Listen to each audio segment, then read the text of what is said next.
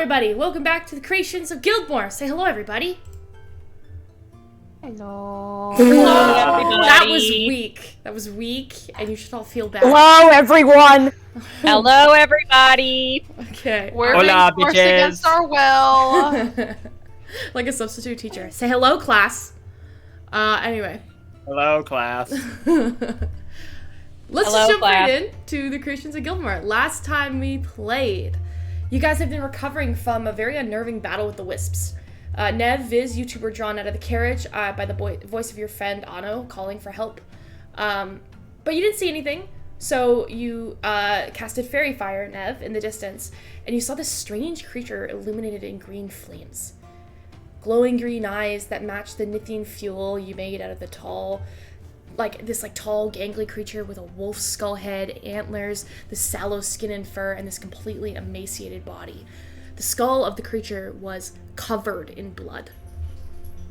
You all attempted to fight the monster, but you were unnerved because it kept mimicking voices. 2 children, and then the voice of Anno. After a couple moments of this scathing combat in which Nev, you fired at it, the rest of you casted some spells, you watched it jump through the trees at an impossibly supernatural speed, and then eventually disappear. No traces of it remaining. So, a little unnerved, you went to sleep, and decided to figure out what that was in the morning, and continue onward to Freyford.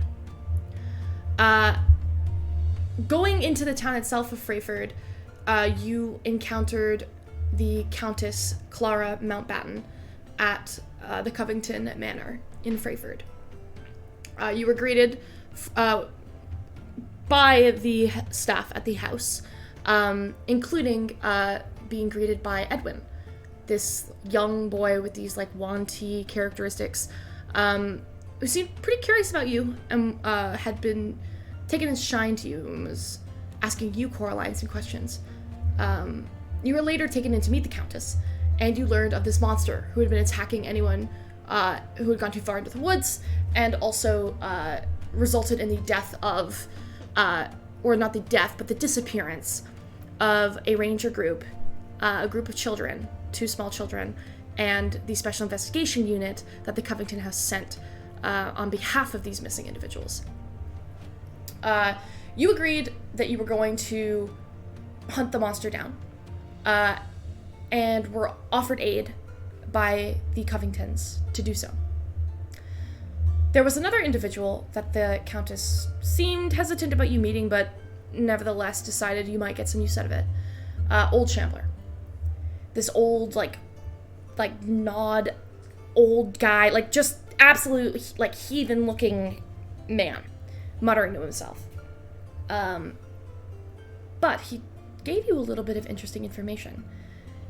Told you that the monster wakes every 50 years to feed, and rambled on about what a predator will do if it can no longer hunt its prey. Cecilia, you casted Detect Magic on Old Shambler, and were hit with this wave of celestial energy. And after taking your eyes off of him for a minute, he seemed to just disappear, leaving you with these riddles. We then went into an interesting section of the game where you antagonized a bookshop clerk and knocked her unconscious with your taser, Nev. But you also found some books. Cecilia found some books about the Hallowed Pantheon. There were 3 books that you paid for, Cecilia. 1 on the Mad Prophet, 1 on the Mutilator, and 1 on the Nihilist. You do have keys to access these books, and could look at them at any time. You helped out the girl, Haley, at the bookstore, who you felt bad for after Nev knocked her out, and helped her with her homework, which was very nice. The rest of you, meanwhile, were looking for a shop. You found a general store owned by Cater, this, really short human woman, and you bought a couple of items for your journeys. 3 healing potions, a trident, a dagger, and last but certainly not least, a very interesting looking lute that Cater had called Whistletone. With that, you exited the shop, your pockets significantly less full. And here we are. So, as it now reaches about 4 or 5 o'clock in Freyford on this fine evening, what are y'all doing? Nev, I as think they Nev are wants to go walking into out of trash can. as they are walking out of the shop, or if they're still in the shop, Nev has scurried around to the back of the shop, and I think I already picked the lock last session. It was like the last thing I did last session, and I'm gonna scrounge through the garbage can, looking for anything. Anything? Go ahead and make a investigation check. All right. Let's see. Ooh. Okay, what is math? 19. 19. You look inside, you begin rummaging through. The interesting thing about this particular trash can is a lot of this stuff, Cater would have been able to pick out anything of value. Her skills and I, as a shopkeep, is well enough that for the most part, it's not difficult for her to determine what is and what isn't of value. But you do find, as a result, a strange collection of things that have come into her possession that don't necessarily have value, but, like, to an untrained eye might look like they do. So, you find in, like, somewhere near the bottom of the trash can, there is a bronze amulet that's been set with a eye. And as you look at it, you're like, oh, it's a real eye. Oh! Yeah, it looks to be some kind of real humanoid petrified eye set into this amulet. Gross. There's also writing on the outside. What languages do you speak? Espanian, common, and undercommon. You can't read this. Okay. But there is an Oh, amulet there. I could also speak Infernal. I forgot. Yeah, you can't read this. Okay, never mind. I pocket the amulet. Okay. Pocket the amulet. There is also a wooden ocarina. And you're like, oh my god, it's like a musical instrument. And then you, like, put it to your lips, and it just, as you blow into it, it just goes, it's so off tune. It looks like there's, like, several chunks missing out of it. But maybe you can fix it. I'll leave that one behind. Okay. The last thing you find is this spherical box, which what looks like has sliding puzzles on the outside of it. Now that I'm definitely pocketing. Okay. Everything else seems to just be like broken wooden scraps, things that were destroyed upon delivery. You find scraps of wood in here if you need wood. Not a ton of metal, just mainly wood. And other trash. Okay. You're starting to feel gross. Okay. Okay, after I pocket that spherical puzzle box, I leap out of the trash can. I also take the lock with me that I picked. Okay. To get in there. Sure. So now I have 3 locks. Sure. Make sure you mark down in your inventory those things that you've picked up. Yep. Okay. And that's what you find. Cool. That's all I wanted to do.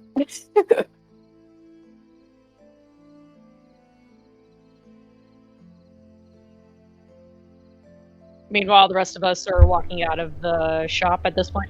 Yeah, you have the day to yourselves. You just tell me what you guys would like to do. We just see Nev walk out with like these little locks in her hand. She's got, like, bits of trash hanging from her. You see her walk out with this creepy ass amulet around her neck, holding a weird spherical puzzle box, and she's like, "Well, I got everything I need." Where Aurora did just you go? looks at the necklace. I went to the clearance section. So are we hanging around here for a little bit longer or what? What is on your necklace? I don't know. Looks real though. Checks, do I recognize any of the languages? Nev, can anyone else get a closer look at the necklace around your neck to read it? Yeah. Everyone Nev's like holding it up in front of their languages faces. you all speak. Whoever wants to start with this. I speak, along with Common, obviously, Gith, Infernal, and Sylvan. No, you can't read this. I can't, okay. I know I can't speak it. Alright, I can't read it. Okay. Yeah, only difference between Mirabelle and Nev is that Mirabelle knows Thieves' Cant, so unless that's what it's written in, which I severely doubt, Mirabelle can't read any of it. Nope. Celestial? Nope, you can't read this. You only speak Not Celestial? Goblin either? No. No, like Celestial, Common, Elvish, and Goblin. Yep. No. Peculiar. You guys see, though, that the necklace has a living, like, petrified eye in it. It's made of, like, bronze and brass.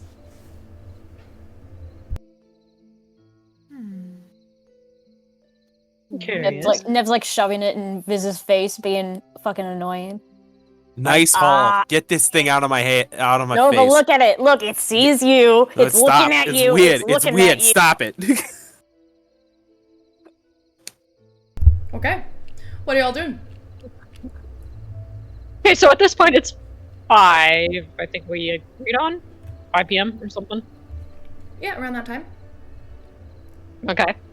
You guys could either, you have a couple choices. You could either stick around Freyford for a bit, keep exploring the town, or you could leave early and start your journey through the forest. You have no idea how long the journey is going to take, because you don't actually know you don't really know where you're going. You know vaguely where you're going, but you don't know like where exactly you're going.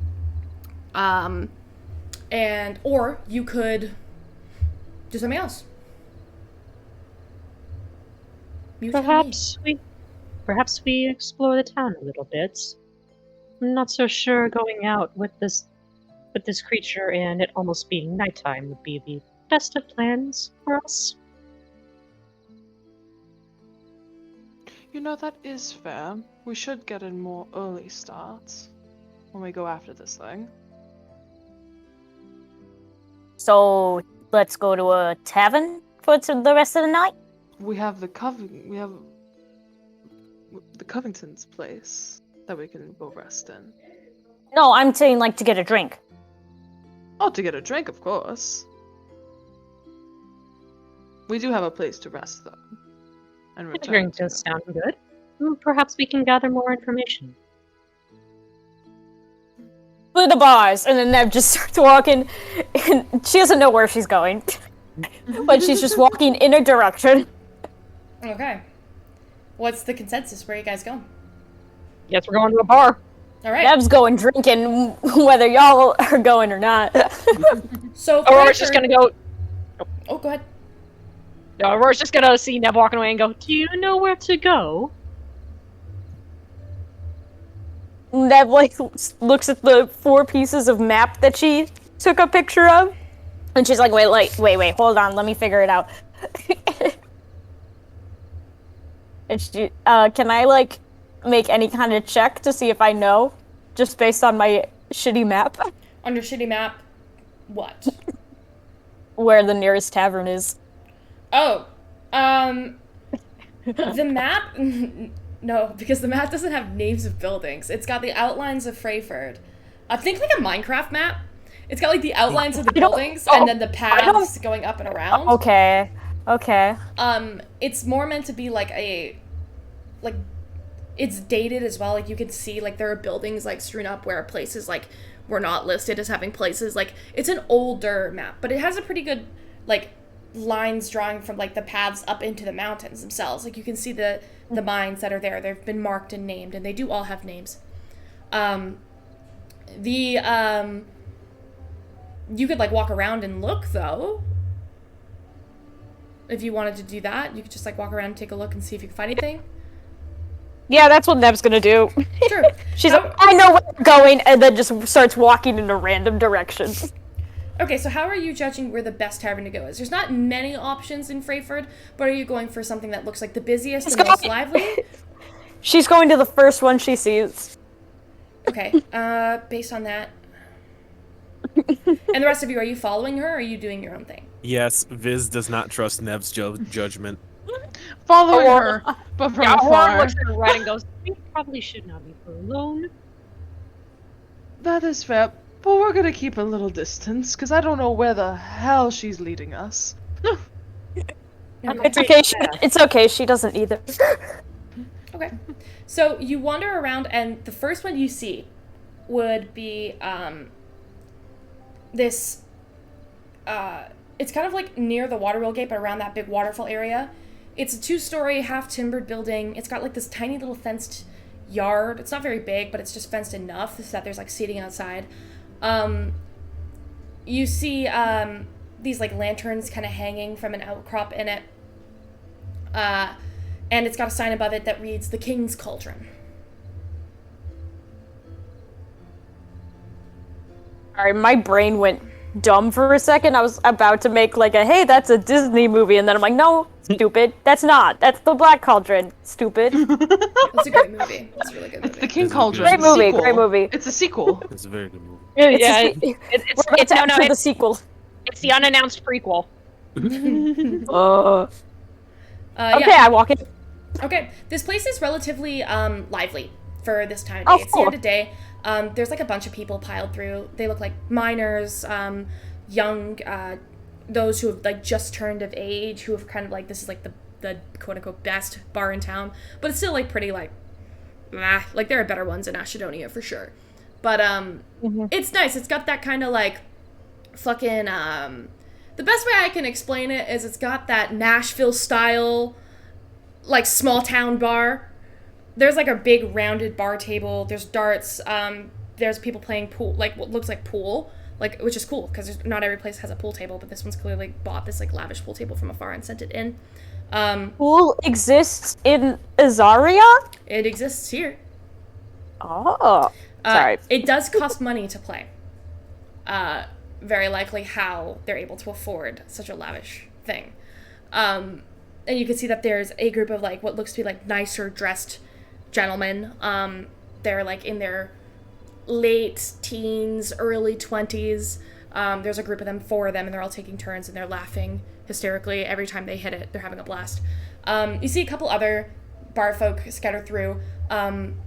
Behind the bar, you see this male elf with like long dark brown hair and like medium brown skin who's kind of like polishing a glass. He sees you come in, he nods, he goes, "Aye, let me know what I can get for you." And he goes back to like polishing his glass. There's another barmaid running around. She has like a blue, like simple like tunic style dress with like a white cloth around her waist. She's half orc and really skinny and small for a half orc. She's barely cusping 5'6", which for a half orc is really small. And she's got only one tusk poking out from under her teeth, and her hair's kind of pulled back into this. She's got this like long dark hair that's kind of pulled back into a high ponytail, and she's kind of running about handing drinks. And she comes up to you guys as you walk in. She goes, "Hi there, can I get you a table? Anything?" Table would be nice, please. "Of course. Oh, yeah. Just head to that back room there." And there's like a little, like towards this like back room, what looks like a cellar. There's like a table near the back that's big enough for all of you to sit. That's unoccupied. It's like a booth style yes, round cool. table. We head over to the table. Awesome. You guys take a seat. She comes back. "Thank you for coming to the King's Cauldron. Is there anything I can get you to start with? We have a dinner menu and we have a standard drinks menu." Let's start with a round for everyone. I'm assuming, looking at everyone if they want a round. Absolutely. I will have an ale, please. She kind of looks taken aback at you saying ale. Make a perception check. Oh God! What did I just do? You just do. What did I just do? Roll for We initiative. don't get ale. Dirty 20. Dirty 20. Right above the bar, none of you guys have a pass, like a good enough passive perception to like notice this. So right above the bar, etched absolutely. into this, like you know how they have the glasses hanging from the top of the bar, and then there's usually like a wooden panel around the outside of the bar. Uh-huh. Etched into it, that looks like it's been carved into it. It's letters that read "Best Cider in Ashedonia County." Okay. Aurora seeing this Is there no alcohol? blinks No, cider, like beer cider. like hard cider. Okay, Yeah. okay. Okay. Aurora blinks and goes, "On second thoughts, I will try one of your ciders, please." No problem. I can get you cider for everyone else as well. Sure, let's give it a shot. Yeah. As like we're waiting for our drinks, Neb starts playing with this spherical puzzle box. Oh no. You're gonna summon a demon. This would be a sleight of hand check. Sleight of hand. Ooh. Yeah, puzzles. Meg, Finger puzzles or sleight if of you hand. summon a demon here, Okay. That's a 9. You're really struggling with it. It's not budging. I'll have to blow this up later. Well, how does everyone love the little magical items that we just got? Aurora's looking at the trident that's, I guess, now strapped to her back. I am Neb just- quite curious.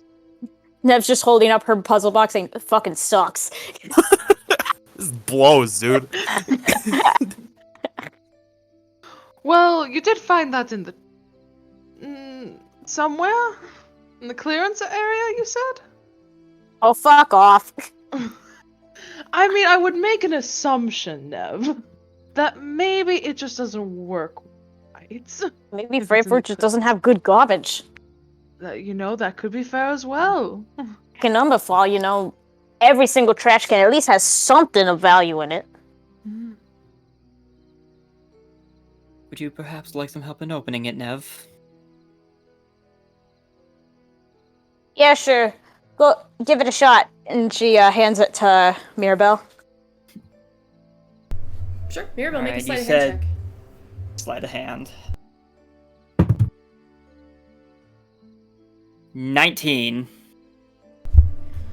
You begin fiddling with it, and you get the first portion of the puzzle done, and you realize it's kind of like a sliding puzzle. It goes up, down, left, right, and you're like, okay, up, down, left, right, and it's like a little, almost like external maze puzzle, and you get to the next section, and you pull the first lever, and and you're like, oh no, and you realize that you fucked up, and you go to quickly kind of try to rectify what you've done, and it's locked in place, and all of a sudden you see the ball, this little ball that you've been trying to move across the puzzle, and reset back to the beginning. Oh, but We it did a thing. We got the orb from Treasure Planet.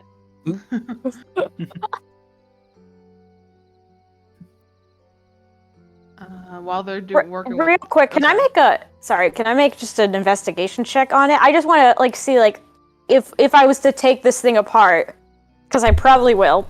Are you going to How- try and take it apart? You're going to start the process of trying to take it apart? You know what? Sure, we're just in a restaurant. It'll be fine. Aurora's gonna scoot as far away from Nev as possible. Make an investigation check.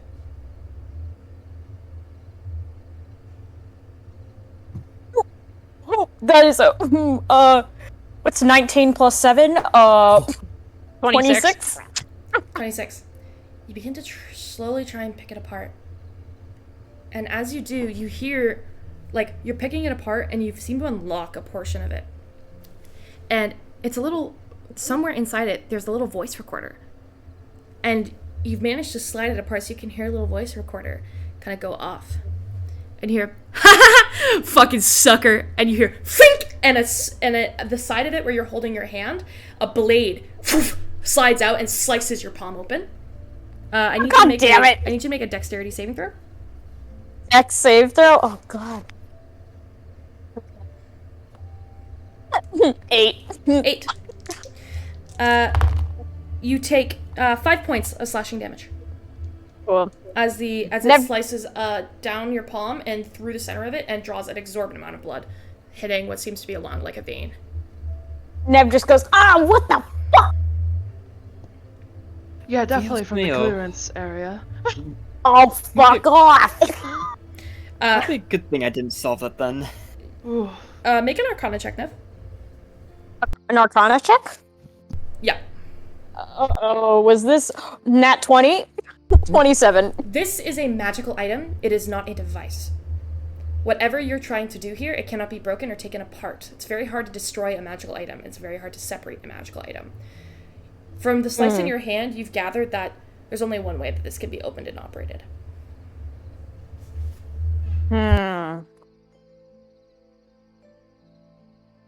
Well, I guess Freyford's garbage isn't all that shitty anyways. And she just, she's licking up some of the blood on her hand. Trying to keep it from gushing out as she's like looking at the box.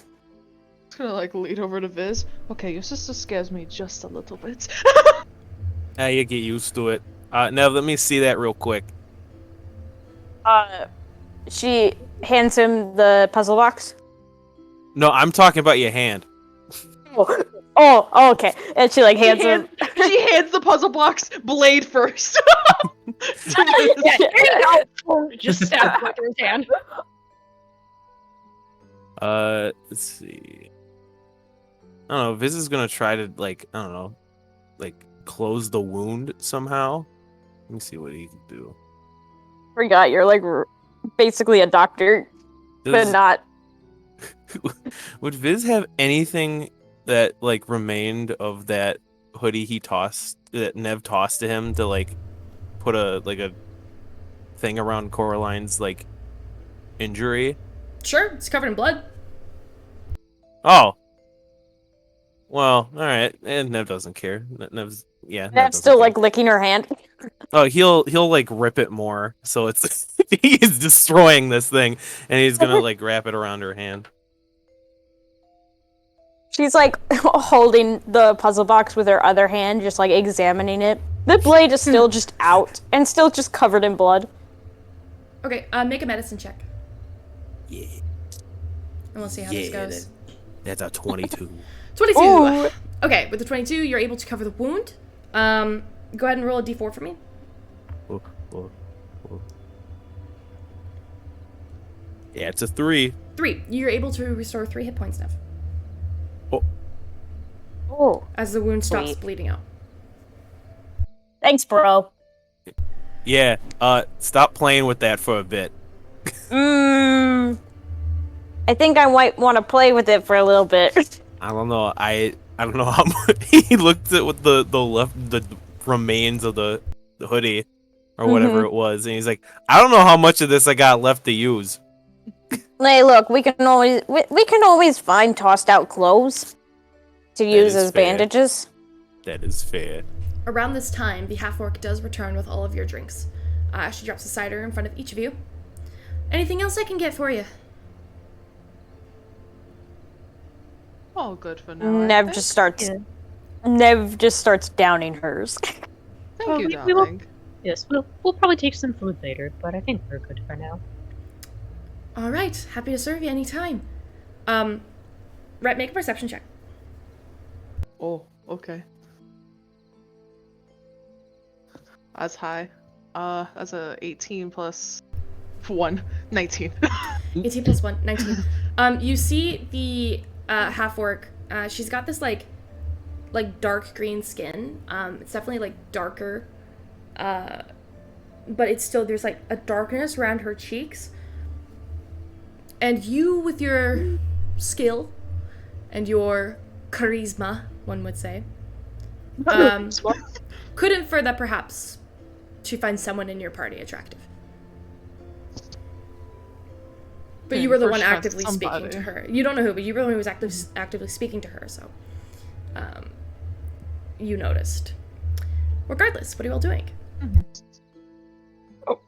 Aurora, she's gonna drink her cider, but she's gonna just kind of look around, just to kind of take it all in and just study their surroundings. Sure. You take it in. You see people laughing. You see people drinking. You see, what looks like another group of individuals that are similar to you, or like similar to what you and your new party have been doing. Maybe a group of mercenaries. There's only 3 of them. And they're dressed in a way that would have you assume they're passing through to do something else. But they're drinking and playing darts. You could see the young individuals playing pool.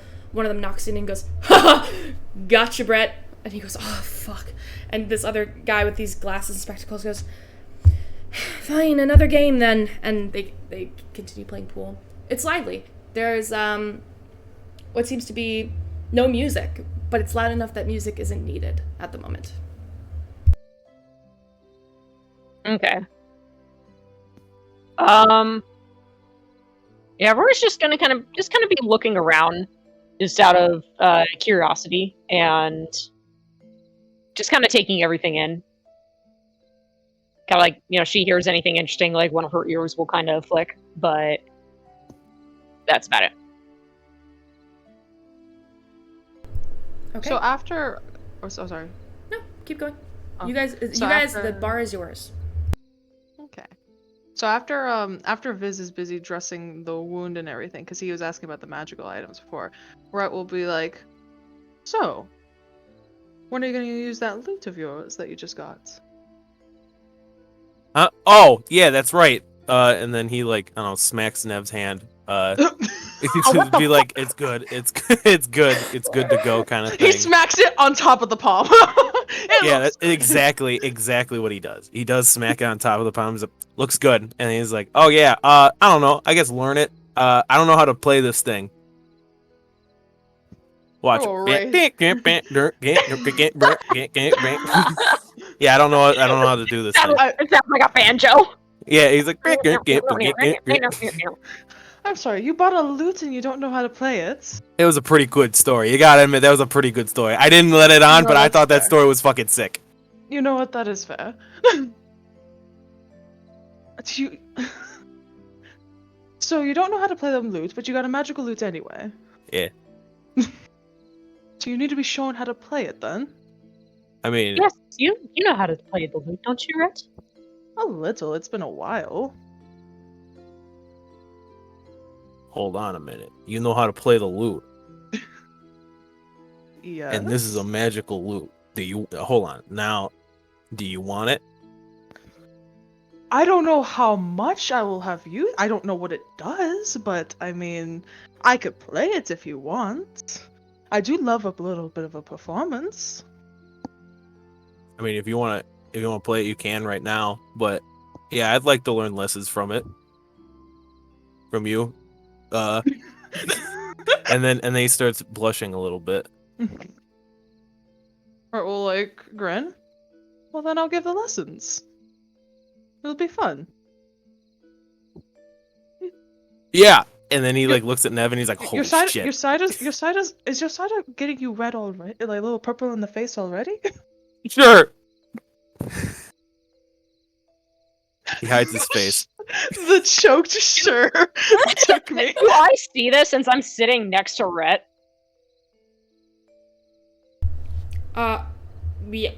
You all see this. I will say no one Okay. is hiding anything at this point. You're all having a Aurora's group conversation.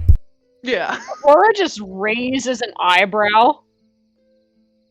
Neb's like, hey, you look like you're gonna throw up. Yeah, this drink's really hitting me, man. I feel like Aurora's probably almost like done with hers. She just like chugged it. Chugged the whole cider, Aurora. Rhett's Just like what? just like in gods? one shot, just whoop. Are you okay, Aurora? Did you have a rough day, Aurora, darling? Aurora blinks like, oh, that went down faster than I expected. Brett will try and call for another whenever he sees someone. You're calling for. Another, like if he's noticed someone coming by, he'll be like, Yeah, "You can get another cider." Aurora drank her cider. Oh yeah, okay, yeah. Sorry, I'm like, what are we doing? Are we dancing? Are we playing the lute? Are we getting margarita? Okay, yeah. We're You're able what? to get as many ciders as you choose to get. Every cider that you get is 5 copper pieces. So very cheap. So 2 would be a silver. So go ahead and cough up silver, and more cider is yours. Yeah, Aurora just orders another cider. It's sweet. It's like a very like frothy kind of honey touch taste.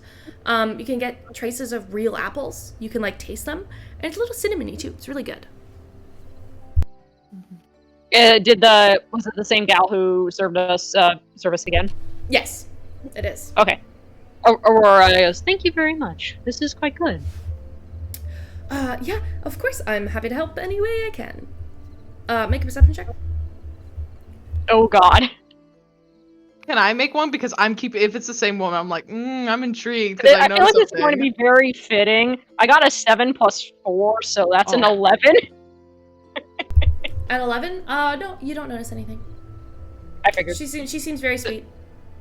Can I sense anything since I was already looking out for it, or not? Is it Make too an late? insight check. Insight. That's a little bit better. Okay, an 18. She's making side eyes at Viz. You can see it out of the Oh, yes. Everyone who was doing a bet was wrong. Yeah, huh? Damn. Rut will raise an eyebrow and look at Viz playing this guitar, and look at the lady. Look at Viz playing this lute. It's a little more obvious now that the lute's been whipped up. It's charming. Make a performance check, Viz. Oh shit. Well, since he's not like proficient in it, what do I do here? It would just be a straight charisma check. Oh, straight charisma. Okay. Oh, instead of performance, just do charisma. All right. Mhm. That's not bad. That's not bad. It's 18 plus 6. 18 plus 6? 18 Wait. plus 6. 6. Where's your charisma? Well, oh, sorry. Wait, hold on. I did that wrong. No, Like, sorry. motherfucker, you got a 18 plus 22? 4. 18 plus 4. Alright. So, yeah. That's still ridiculous for never touching a lute in your life. You pick up the lute and you're like, and Whistlетone is beautiful. It's like this, like, beautifully hand-painted lute, with like these markings along the side in shades of red and green that kind of like cascade and twist together, and there's like gold and silver trimming along it too. Like, it's very beautiful. It looks almost like it was crafted for a festival like ages ago.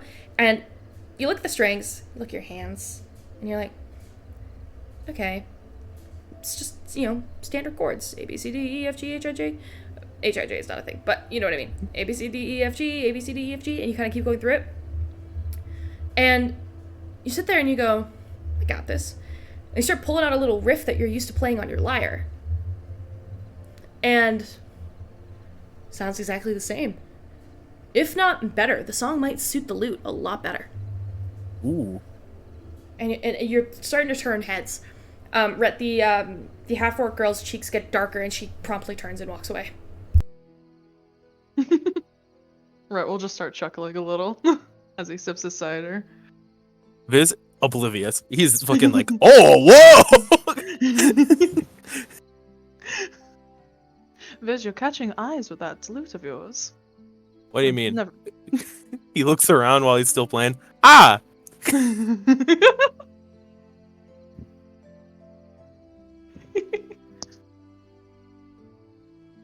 And you said you never touched a lute.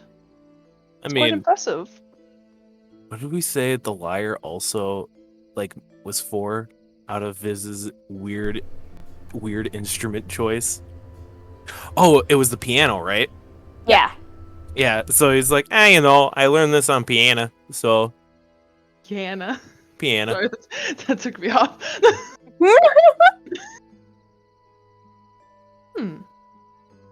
So you're Yeah, good with a lot of instruments. Oh, I don't know about a lot. I'm good at piano, and then he takes out. Oh his yeah, pocket- this is basically a whole orchestra. I don't know about that. I got this trumpet. He's a whole fucking marching band. I agree more with that. He pulls out his pocket trumpet. I got this, and he goes, and then he pulls out his kazoo, and he's like, I got this baby, and he goes.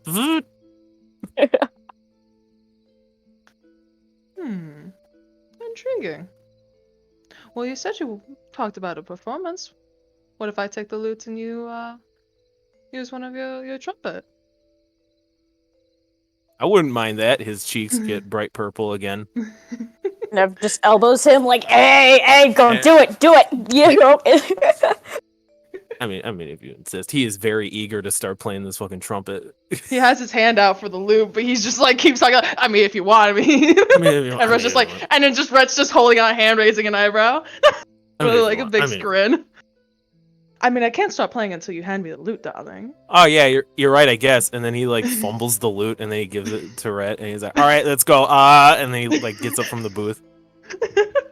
Is there a stage for that? Like for performing? No, there's a bar. There's a bar. There's I don't tables, mind. Like I tables in a bar. I was. Rhett was just gonna like. I don't know if it was a booth or was it like I can't remember what it was. Are we in chairs? It's like a round booth, like built into the wall with like a round table and a wooden table in the middle of it. I wouldn't mind just like he's like starting to like string the guitar just like where he or like I always call it guitar because it fucking is a lute like while they're sitting there until he finds like Viz is like unless Viz like points out a spot to go to. What's the best acoustic range in this place? What's the best acoustic range? Oh Jesus, what would this be? Make a performance check. Oh, Both of us or just him? No, just him. Okay. dirty 20. You reckon that standing right in the middle of the bar and having the lute go into the like big wooden panel built into the ceiling, the way it would ricochet, fucking dope. There, and he just points at the bar. All right, let's go. Scoot, scoot, scoot. You go stand on the bar and start to play. He's like Rhett's already starting to like play it a little bit, Okay. like so, as he's walking. So make a performance check. Okay.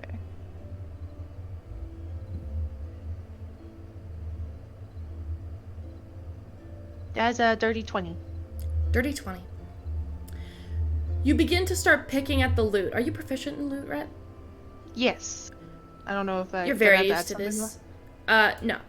I believe it would Okay. just be. I just added my performance. I didn't add anything else. Did I add my proficiency bonus to that? No. Okay. Are you proficient in performance? Not proficient in performance, just proficient in the loot. Okay, no. Then it would just be a dirty 20. Okay. Otherwise, you would have disadvantage on the roll if you weren't proficient. There's like a specific rule to that, I think. But you start to play the lute. And you play a song that's familiar to you. And why don't you tell me how Rhett commands the crowd in this moment?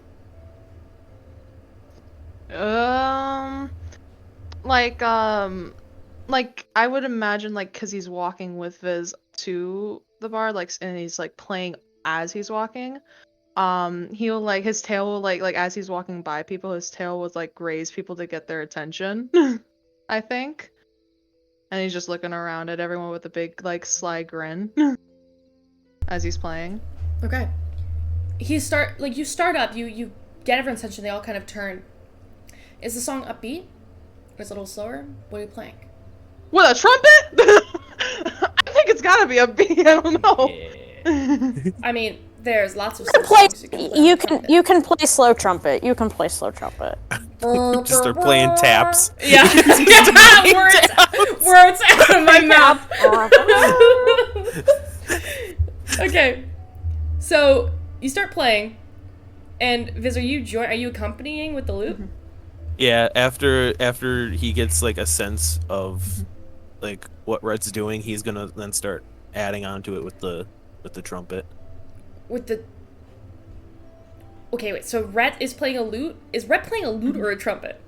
No, I'm playing. Okay. Viz is I playing can't play a Whoa, trumpet. God damn! I can only got play a so lute. You said trumpet. I got confused. Okay, you play the lute. What did I say? You play the lute. Trumpet. Viz, you begin to join in with the trumpet. Yeah. Make a performance check with advantage because Rhett did so well on the first one. Ooh. Is anyone else going to join in with instruments, or are you going to let them have this moment? I don't have instruments, so Aurora's just gonna watch. Bring your singing voice. Oh no! I don't have any instruments either, but I do have something related to this I want to do once they get started performing. Okay. 23. 23. Damn, it's great. You pick up the trumpet, you begin accompanying at all the right moments. It starts to get like riffy and jazzy. Like Rhett's almost playing like the drums on the guitar. Like he's making a rhythm out of it as he's playing. So it ends up turning into this like kind of like drum beat alongside the actual chords of the guitar. And you're able to accompany with the trumpet in a way that sounds like almost like a melody. It's very soft and staccato-y, and then you start getting a little louder, and then it sounds almost like like a walk off the earth concert is the best way I can say it. It's like there's like stomping and there's like a little bit of like beating on the side of the drum, and the trumpets just got that little bit of groove and brassiness to it that like everybody's kind of turning their heads and nodding, and then you hear this slow crescendo of just, and you realize that they're stamping along their feet and they're making a rhythm out of it for you, and some people start clapping on rhythm, and you have the full attention of the crowd. And they're cheering, and they're whooping, and they're excited to hear you play. Rhett will like start like stomping along with it, like as he's doing like the drumming beat sometimes. And he'll look over at Viz with a big grin. Viz is lost in the sauce. He is like really into this trumpet right now. He is going ham. Which fair, because your mouth is pretty occupied in the trumpet, so you can't make a lot of facial expressions anyway, so you kind of like close your eyes and get like really into it. I feel like Rhett would like kick a chair out so that he could like Viz could jump on the chair as he's playing. He would. He would get on the chair. It's a fucking show right now. You guys are killing it. People are literally Viz, there's a guy at the side of the bar, this like older gentleman who's holding a beer, who goes, look at this! Grabs the hat off the top of your head, flips it upside down, and people start throwing change into it. Oh. He took a hat? I thought he was going to say, start playing Free Bird. Yes, all of a sudden it becomes a karaoke bar. Do you take requests? Mirabelle, you said you wanted to do something while this is going on. Yeah, back at the table while Rhett and Viz are playing, I don't know what the rest of the party's doing. Probably just appreciating the song. Mirabelle will kind of smile that this is happening, but she starts to look away from them. The smile kind of becomes a little more sad as she just kind of turns her focus more to her drink than anything else at this point. She's still very clearly listening by the fact that she's nodding her head, but yeah. Okay. I feel like while they're performing, then Rhett is going to try and like go around like the tiny tavern. He wants to start a dance. He wants to start like getting people to dance. You want like people he to wants start he wants dancing, or your friends? Yeah. Friends and everyone else. Who do you go to Oh, first? hell no. Random strangers or your friends? Random strangers. He's making her way around, and then he's gonna go to the friends. If they don't jump in when he's getting everyone else in, he's gonna make them jump in. Nev has already started dancing, probably. She's not great at it, but So who in the she's a party little bit off starts? balance. Who else in the party starts dancing? Because this will determine how easy it is to get a dance going in the bar.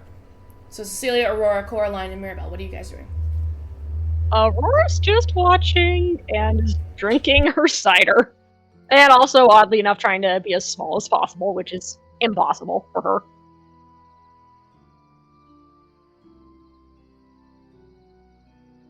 I've already said how Mirabelle's reacting to this, so she's probably just staying put, making it clear that she's listening, but that's as far as she's willing to go at the moment.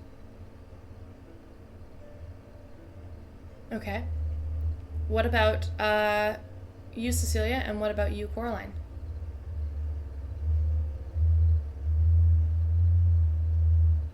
Both muted.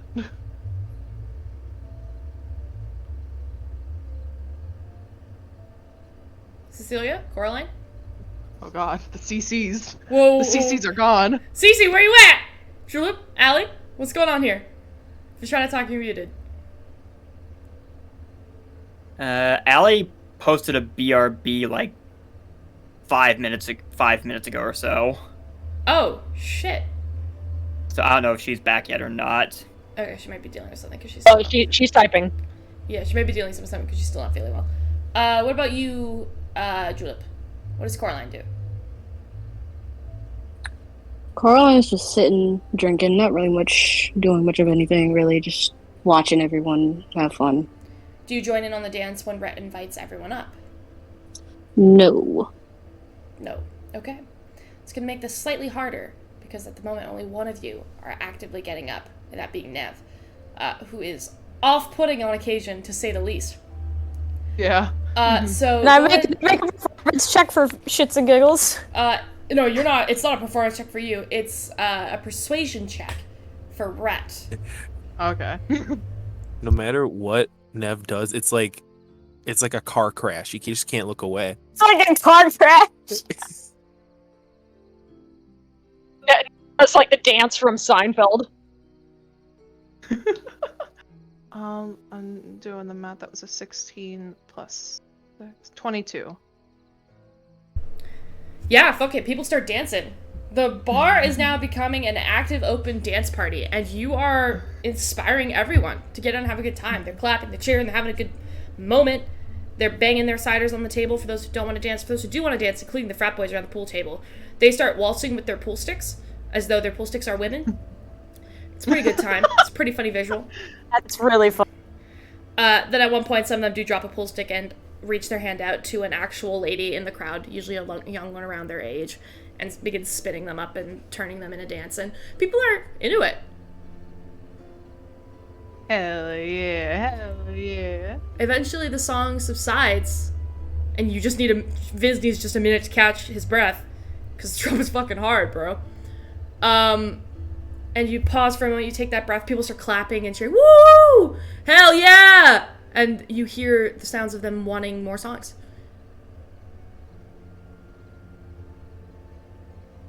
Rhett will keep strumming and looking at Viz. It looks like we started something here. Un momento. As Rhett's like waiting for him, does he see the half-orc girl anywhere? Well, like he's still trying to strum the guitars to keep the dancing momentum up a little, but does he see the orc girl anywhere? Make a perception check. Okay. No. That's a 6. A 6? No. Let me make a stealth check for her. It's a natural 1. Oh! We love Aiden dice. They're great. You look at you see her standing there with a tray that she was carrying drinks on, and it's just kind of like lowered a little bit. The drinks are off. Like, it's not like she dropped the drinks, but the tray's just lowered. She's just kind of standing there with wide eyes, like looking at Biz. It's very much like a 1960s Beatles concert, like that starstruck wide-eyed expression. Yeah, it's one of those. No. No, they're the bottles. No. Full red face, just like, you didn't know a green half-orc could get red, but hey, you're watching it happen. Rhett's an asshole. He's like, cause he's still gonna strum the guitar and like he's kind of dancing with everyone else too a little bit as he's like going around. If he gets close to the half-orc girl, he wants to like pull her into a bit of a spin with his hand and then kind of like, same way he did it to Aurora, toss him over to Biz while Biz is taking a breath. To dance. Yeah, she's gonna pull her into a dance and a spin, and then kind of like spin and throw her over to Viz. I'll let you What kind choose. of fucking alignment is this? Do you what alignment is Rhett? I'll let you choose. Do you want to make a dexterity check or a charisma check? In this case, it would be a persuasion check. Acrobatics or persuasion. It will do the same thing. Like I'm still trying to get the same thing done. Mm-hmm. Okay, I'll do asshole live it. He's an asshole. I'll do persuasion then because Okay. I'm a little bit better at that. I'm Go ahead and roll. proficient. That is a 17 total. Yeah, let me make a dexterity check for her. She's decent at it. Yeah, she's decent at it. Viz, out of the corner of your eye, you see Rhett looking at you. With the biggest smirk on his face. You watch him with a free hand around his lute. He stops playing for a minute, and you just hear the fingers on the bottom of the guitar, of the lute. It's a guitar. A lute. It's a guitar. It's not really a guitar, but it's a little medieval guitar. The strumming keeps going, so the beat keeps going, and everyone keeps stamping their feet. And with a free hand, he stops playing chords for a second, grabs the arm of this half-orc girl, and spins her towards you. And you see her kind of, whoa, and she's coming. What do you do? This is gonna catch her. Okay. How tall is she? You're on a chair. He That put is a you on good a chair point. for a reason. That's a good point. She is 5'6". She's very short for a half-orc. Okay. Yeah, Viz will catch her. All right, make a dexterity check. Okay. Acrobatics Ooh, acrobatics. or dexterity, whatever's higher. That's a 19. 19. Woof! You catch her and she kind of goes, and then you guys are like face to face. Hi. Hey. She kind of looks, you can see you at this point, you're so close, you can see that around the sides of her face, you see that like darkness begin to spread. The telltale sign of flusteredness. She goes, you want to dance? Of course I'd like to. Okay. And then they start dancing. And then they start dancing. You are now dancing with the literal barmaid at her job. And you notice that the elf behind the bar isn't even noticing. He's too busy, like, stamping his foot as he, like, gets another set of rounds ready. He's not even paying attention at all. Okay, what's a good swing dance? I guess Viz is gonna, I guess, ask if he can take the lead and lead it into like a swing dance kind of thing. To Rhett? I'll let you guys decide how you want to do this. To the half orc. Oh, if you want to lead, go ahead and lead. Go ahead and lead. Just make a performance check for dancing. Okay. I'm rolling a lot tonight. Oh my god, 23. Yeah, it's no issue. You guys begin this elaborate spinning, and Rhett, you're playing on the lute by yourself because Viz is busy.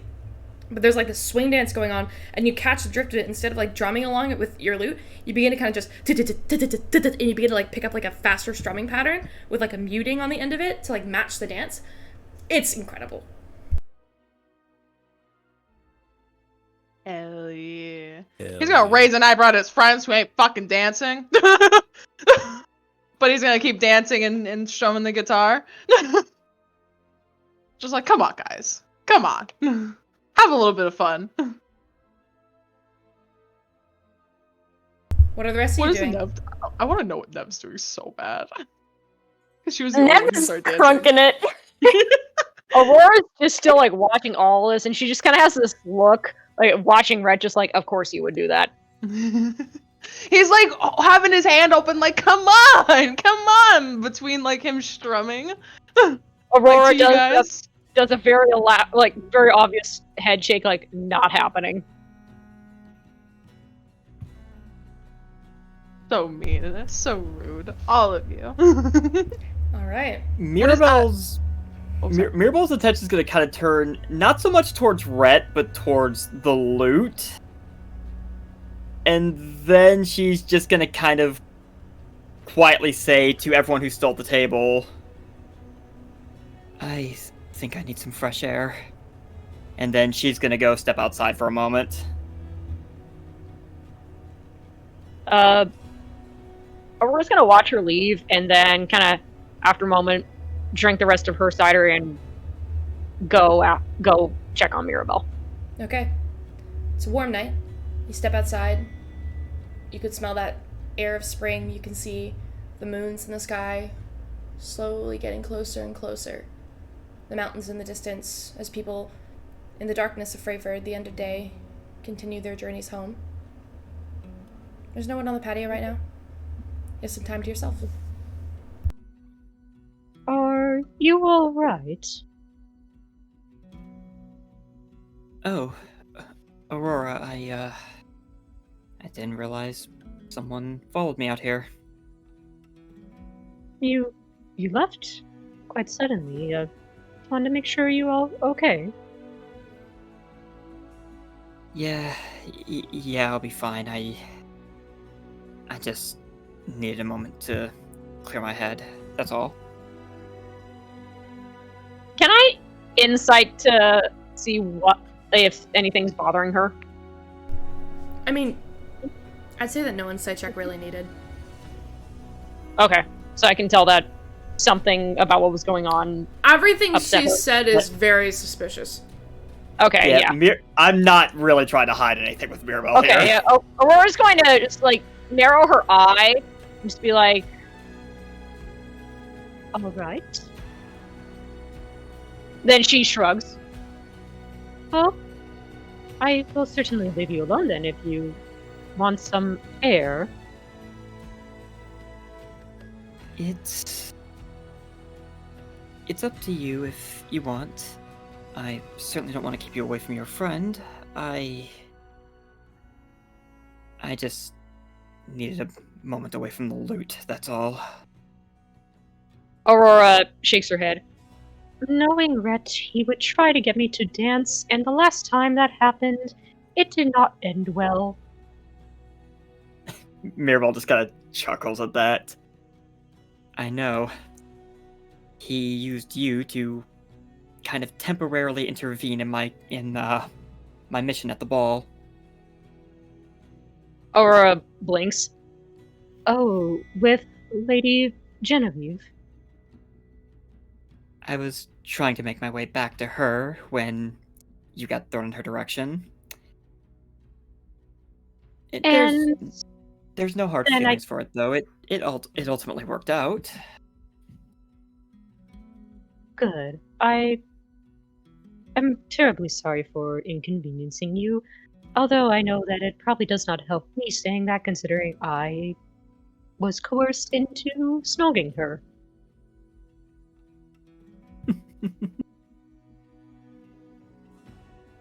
I mean,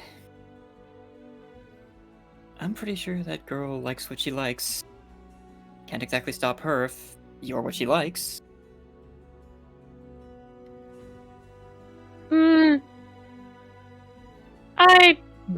I don't think that's happened between me and her. She kissed me and that seemed to be it. It does not bother me. You are an interesting one. I will say that. Have you... One of Aurora's ears kind of flick at the word interesting. Have you ever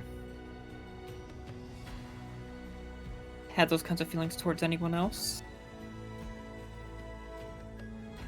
Aurora blinks and she just goes very quiet. I do not know.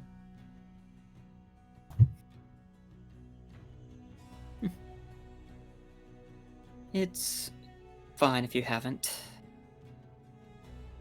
I must confess, Brett does say that I am a bit, clueless when it comes to those sort of things. But unfortunately, I cannot speak to knowing if I've ever had those feelings before. I mean, there's nothing wrong if you haven't. They say it's better to have loved than lost than to have never loved at all, but I don't think they account for the pain that tends to come with that. So you're probably in a better boat there. You speak like someone who has had the experience and is unfortunately in pain because of it.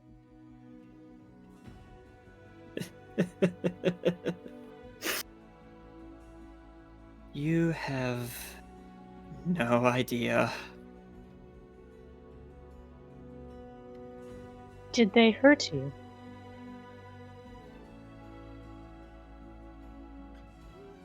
If anything, they saved me.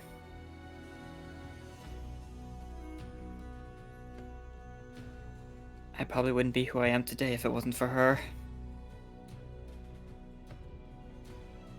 Oh. Then, pardon me for asking what will probably be a very, naive thing to say. And I mean no disrespect when I say this, but why feel pain towards her then? If it's because of her that you're here, why feel the pain?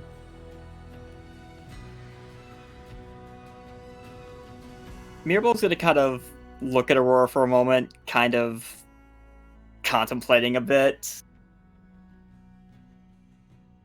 when I was speaking with your friend before the whole thing with those spirits or whatever the fuck they were, did you happen to catch any of that? Shex, correct me if I'm wrong. I think I did not because I was too far away, right? Yeah, that was a private conversation. Yeah, Aurora shakes her head. I did not. Well, I guess the reason for my pain, for all my pain,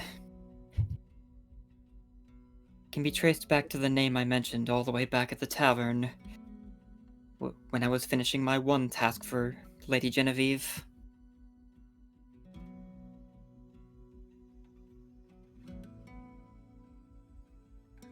I just had a major brain fart. I'm saying this out of character because I forgot the name.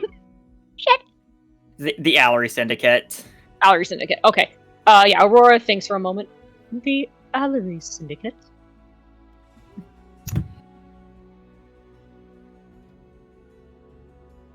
It's head honcho, shall we say.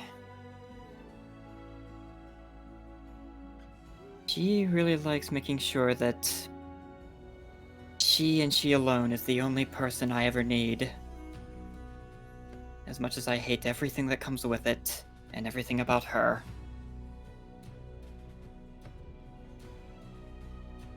So, a very manipulative individual. Considering everything she's taken from me, you could say that. Is this someone that you feel we might run into on this venture of ours? I truly hope not. I wouldn't be surprised if we did, but with any luck, she believes I'm dead and leaves that alone. Well, if she does, or if whomever this person is, cross our path, we will make sure that they cannot hurt you.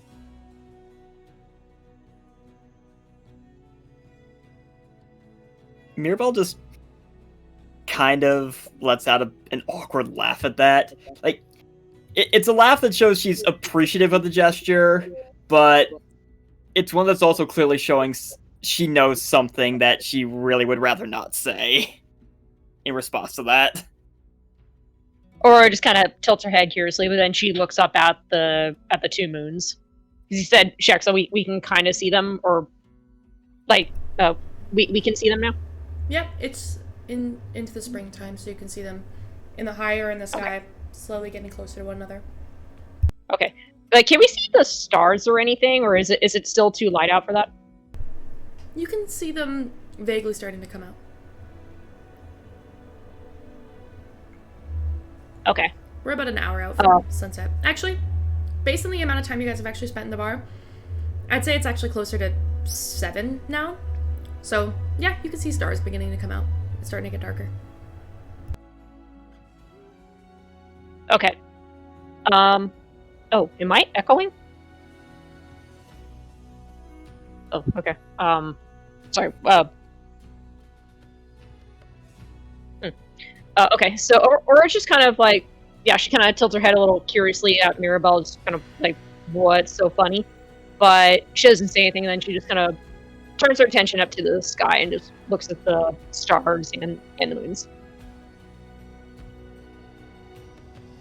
Mirabelle will kind of look up as well and just let out a bit of a sigh. She would have loved the sight. She always did when the moons were in the sky. It was her namesake, after all. Oh?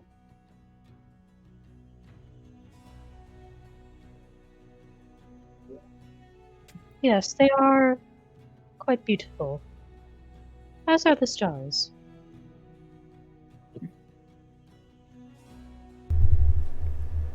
Okay. As you're standing out there enjoying the sight of the moon and the stars, after that, heart-to-heart conversation. Is there anything anyone would like to do inside the bar? Or are you just gonna party until the night ends? And Cecilia cast Identify on some of the, like, ritually. In the fucking bar? Yeah, on the table. I mean, I am very, very much distracting everyone.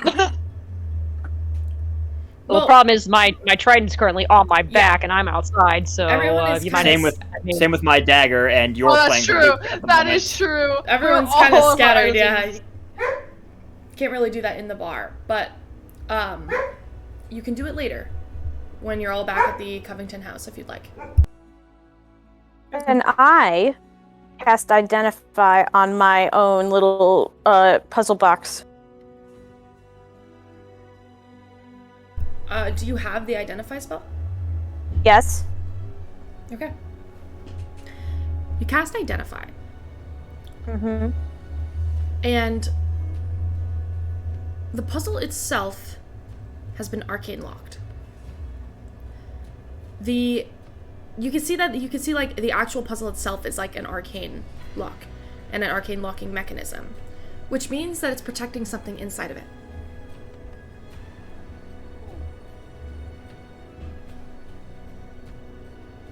Okay. That doesn't give me anything about how to actually solve the puzzle itself. Nope, you just know that this has been arcane locked. The spell used was arcane lock. You're extra evil for making solving the puzzle a sleight of hand check. Anyways. Anyways, That's all I wanted to do. no worries. Anything else from anybody here?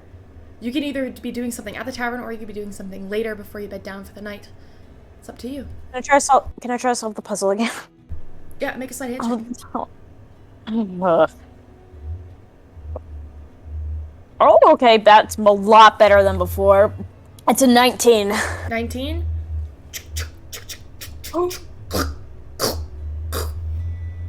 It's stuck around the third side of the puzzle. And you watch with frustration as it gets there and then it wedges and you try to move it and it goes all the way back to the beginning.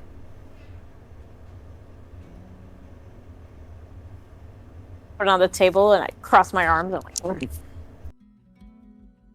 I think Nev is mad because usually how she solves her problems is either blowing them up or taking them apart.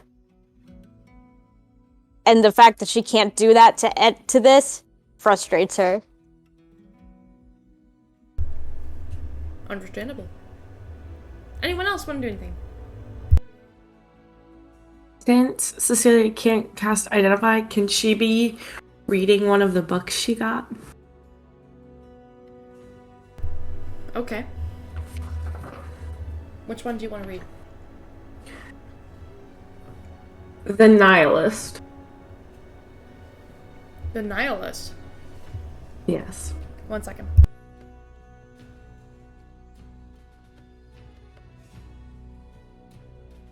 Do you read Celestial? I do. Okay. Give me a moment, please.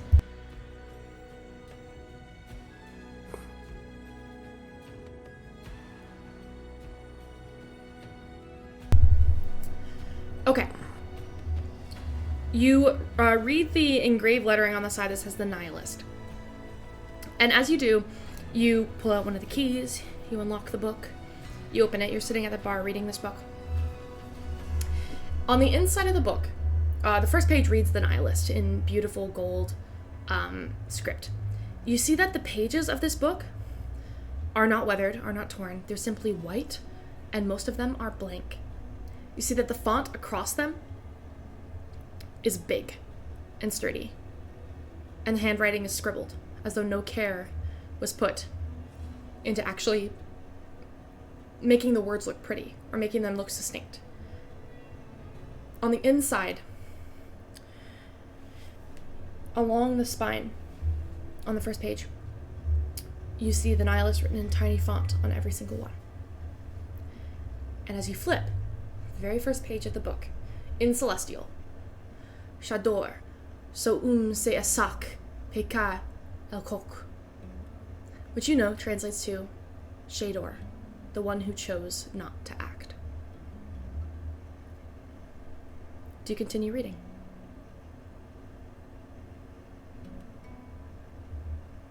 Yes. Okay, make an investigation check. See how far along you get.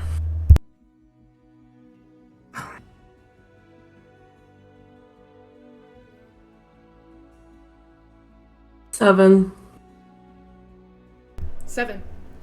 You don't get very far. It's very hard. You're getting a headache just from reading through. The music and dancing probably does not help. Yeah. It's very difficult. You get like maybe 5% of the way through the book, and from what you've gathered, let me just pull something up real quick.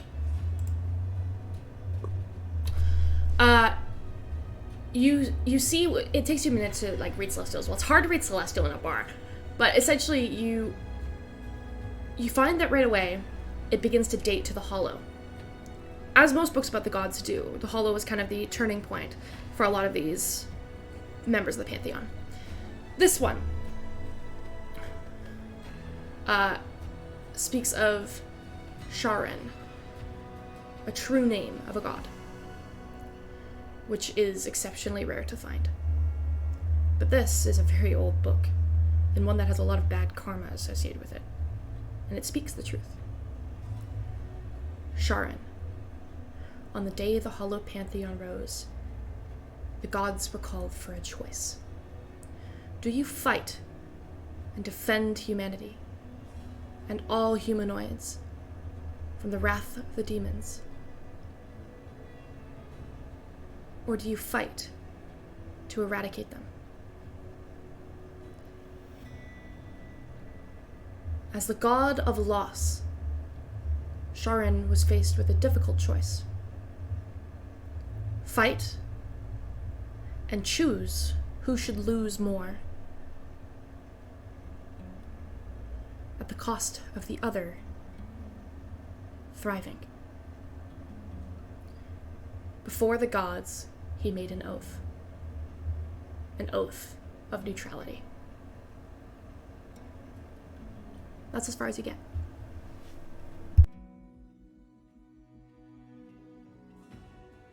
How do you spell Sharon? Sharyn.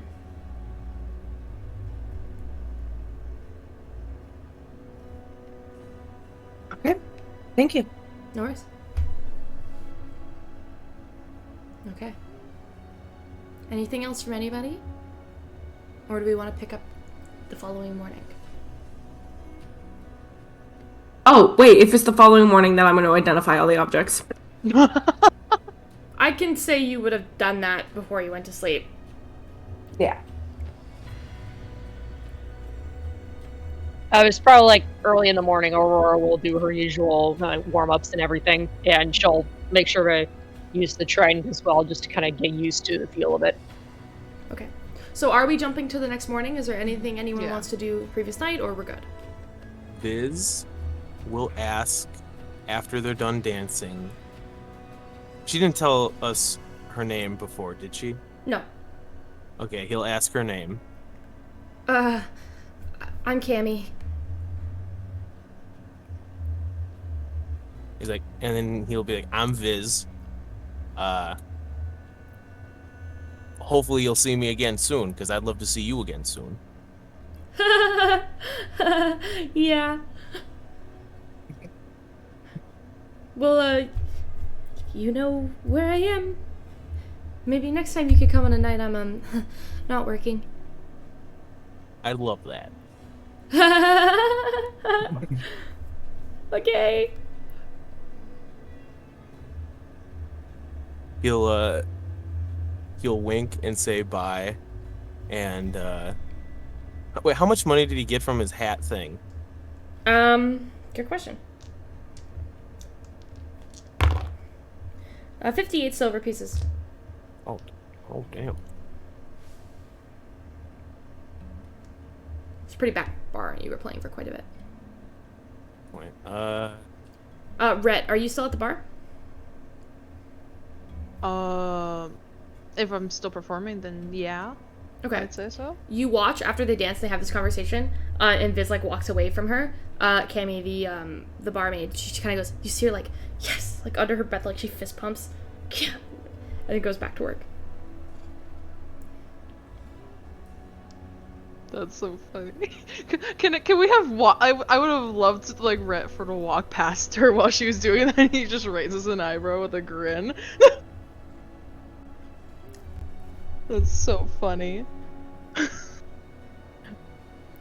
Right. Alright. I guess if it's or would the performing probably be dying down by then? Oh yeah. If he's going back to work. Okay. Right. Would have like walked up to Viz then and handed back the loot. Seems like you made a acquaintance. Yeah, she's nice. I'm sure that lightened up her day a little. A little, hopefully, yeah. You knew how to I fucking think- play that thing. Holy shit. Well, I think any moment with you would lighten anyone's day up, but yeah, I haven't played this thing in a while, so. If Viz lost his blush, it's fucking back now. You're just saying that. He takes his loot and he's like, man, I'm tired. Where's Nev? Are you okay? Yeah, I'm fine. Real tired. Real fucking tired. Nev is just like on the verge of like hitting this puzzle box with a hammer. I thought you were gonna say tears. Where's the Rage tears. Yeah, no, that's please let it be rage tears, like as if she did try and hit it with the hammer, but she hit her own hand, or she's going back for another swing. Yeah, that's exactly what's going on right now. You just see her like shakily raise this like hammer above the thing, like. You need rest. She looks like she's about to destroy the world. I don't know what you. Oh, gee. I'll see you later. And then he like runs over to Nev. All right. Is that all for the night then? I think so. Okay. Through the night, you all are welcomed with lucky and stable bedding supplied to you by the Covingtons. There is a guest bedroom that you're all allowed to stay in. It's big, honestly, lavish enough for all of you to fit comfortably, even though there are only 4 beds. There's like a handful of like big ottomans and like couches strewn about. It's like a massive bedroom. Like it's ridiculous. It's almost the size of like a small flat. Or like a medium-sized flat, sorry. And the rest of you, have a moment to yourselves in this room. Cecilia, you cast Identify on the items? Yes. Okay. The Screw Duster is a +1 trident. So you can go ahead and add that to your inventory. Swolf is just a +1 trident. Okay. Mirabelle, your dagger is a dagger of venom. So you can go ahead and add that. Ooh. And the loot, whoever has that in their inventory, can just go ahead and add Whistletone to their inventory. That is a slightly custom magical item. Oh, okay. So just put Whistletone. That's it. Yeah, if you go to inventory, you punch in Whistletone, it should appear. Okay. I'll just put, I don't know, magic flute, I guess, for description. What? For the description of it, I'll put magic flute. I don't know, magic flute, I guess, till we have what it does. Well, you would know what it does. So, if you let me go ahead and add it to your inventory, and I'll tell you when you can refresh the page. Oh, okay. Yeah, because maybe I'm spelling it wrong. I just wanted to see like where it was, if it was there, but I don't see it. You do have to attune to this item. Essentially, Cecilia, you determined that Whistletone once belonged to a famous bard who died heroically in combat. Basically, you have to attune to it to use the loot.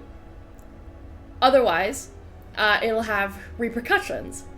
And as you determine this, Rhett, I need you to make a wisdom saving throw. What? What? Oh man! And Viz, you as well. A wisdom saving throw, you said? Yep, because you both played it and neither of you were attuned to it. Jesus Christ. Damn. Oh, 21? You're fine. Okay. 16? 16? You're also fine. You were able to play it just fine, but most people would have suffered some kind of like effect of like a migraine of trying to play this without being attuned to it. It casts a fuckload of spells, Cecilia. Including but not limited to fly, invisibility, levitate, protection from evil and good, animal friendship, protection from energy, and protection from poison. It also, you could play the instrument while casting a spell, and it causes any of the targets to be charmed on a failed saving throw.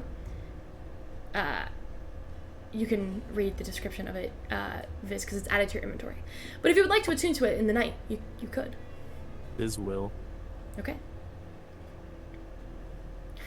But yes, those were the items.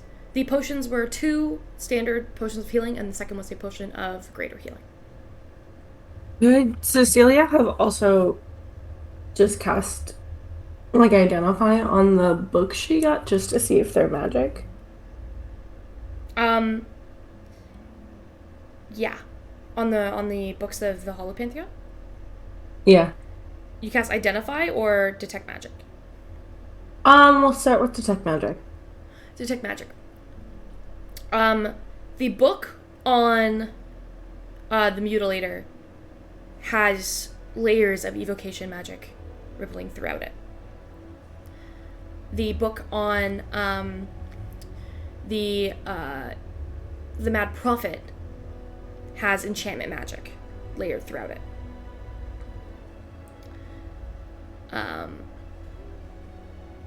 The book on the Nihilist has nothing.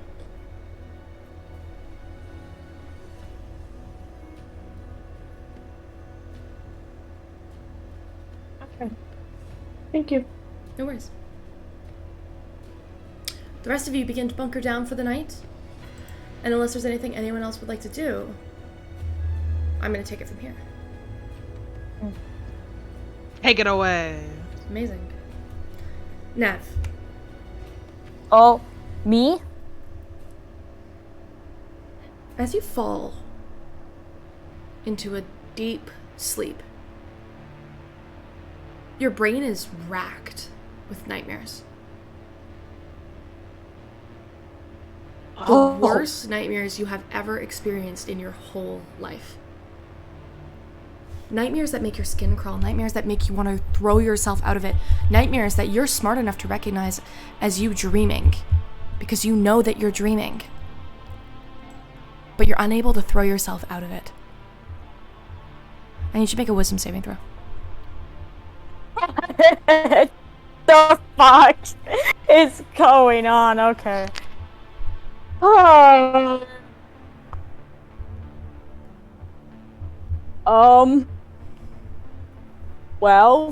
12. Nev, what is the worst thing you could ever possibly imagine happening?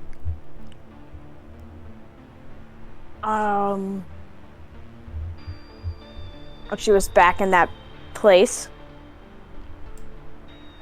As you think that, you go, these nightmares can't possibly get anywhere as you get thrown, and suddenly you're there. But you're not there, you're in a tube full of liquid, and you can't breathe. Your throat is full of fluid. Your eyes open, and you're staring through water, and you see people moving on the other side. And as you do, something lunges out towards you, and you hear crack! The sound of a hand hitting the glass that you're inside. And you see a purple hand. Or maybe it's red. No, it's purple. But it's streaking blood down the side of the glass. And you're staring into the eyes of Viz. and a sword that's gone through his skull, piercing through the glass that you're in.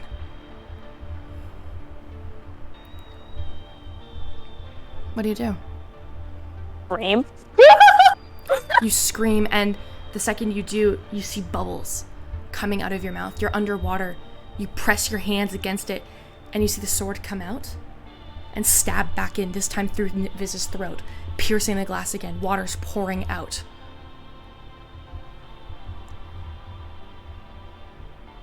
You see a figure walking towards Viz, pulls Viz up by the back of the neck, and slams him into the glass again. This time his face is what breaks the glass. In small fractals. Blood streaking down it. And now you can't breathe. The water's filling your lungs, not water, fluid. And you're choking. Make a Constitution saving throw. What the fuck? Jax, you really upped your fucking game. Oh my god. You said con saving throw? Yep. 13. 13. Your vision's going white. You're blacking out. And Viz, he's still alive. You can see through the eyes he's still breathing. He's reaching for you. You see his mouth open. He's making sounds, these guttural groans that sound like your name, Nev. But broken. And you're blacking out. You can't control it. And just as you begin to black out, you hear in your ears,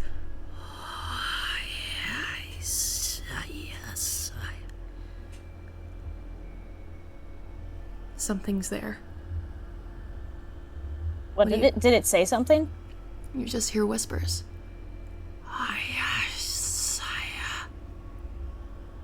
What do you do? So, okay, so the glass is broken, right? Or it's broken in it's broken in small places. Viz is pressed against it. There's a shatter from his face and two piercing tiny holes that are spilling out liquid from the sword that pierced through Viz and into the glass. I start like punching and kicking at one of those like fracture points to try to break more of the glass. Make a strength check with disadvantage.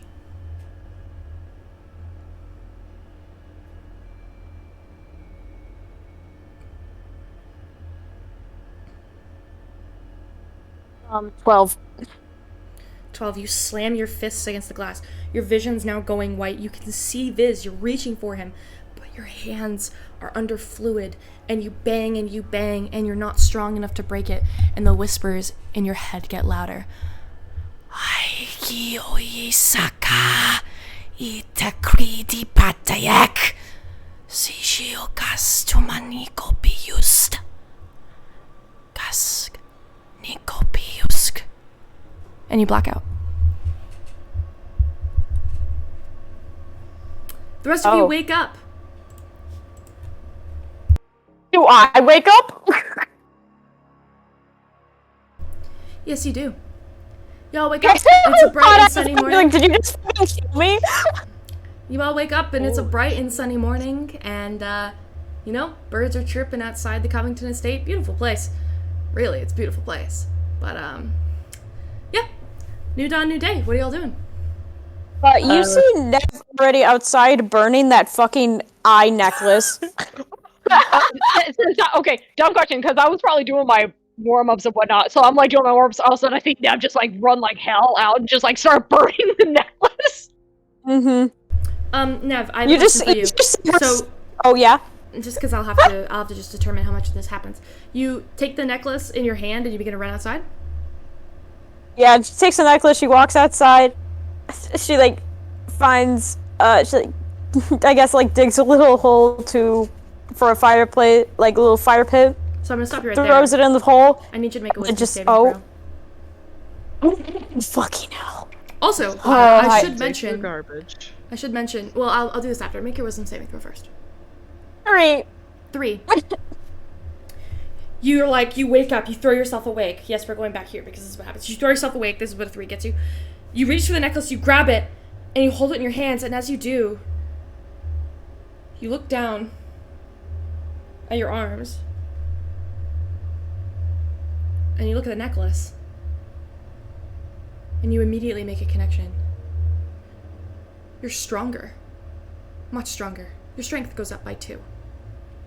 What? And as you Oh, hold the necklace in your hands, you make the connection. This necklace is giving you strength. Real strength. It's making you stronger. And if you tell anyone that this necklace is making you stronger, they're gonna want it for themselves. It's yours. You need to keep it as yours.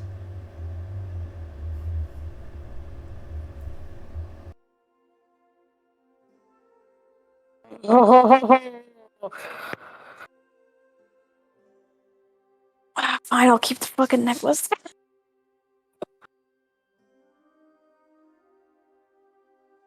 I guess she just puts it back on.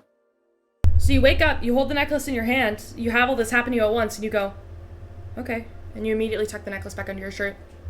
No biggie. Mm-hmm. It's making you stronger. Yep. The nightmares? Inconsequential to the cool new shit that's just happening to you. I mean, look at you, you're jacked. Shredded. What you want to know? What's even funnier? Because one of my infusions is the armor of magical strength. So I am jacked now. Time to draw a muscular Nev in your future. Swole Nev. Swole Vanya.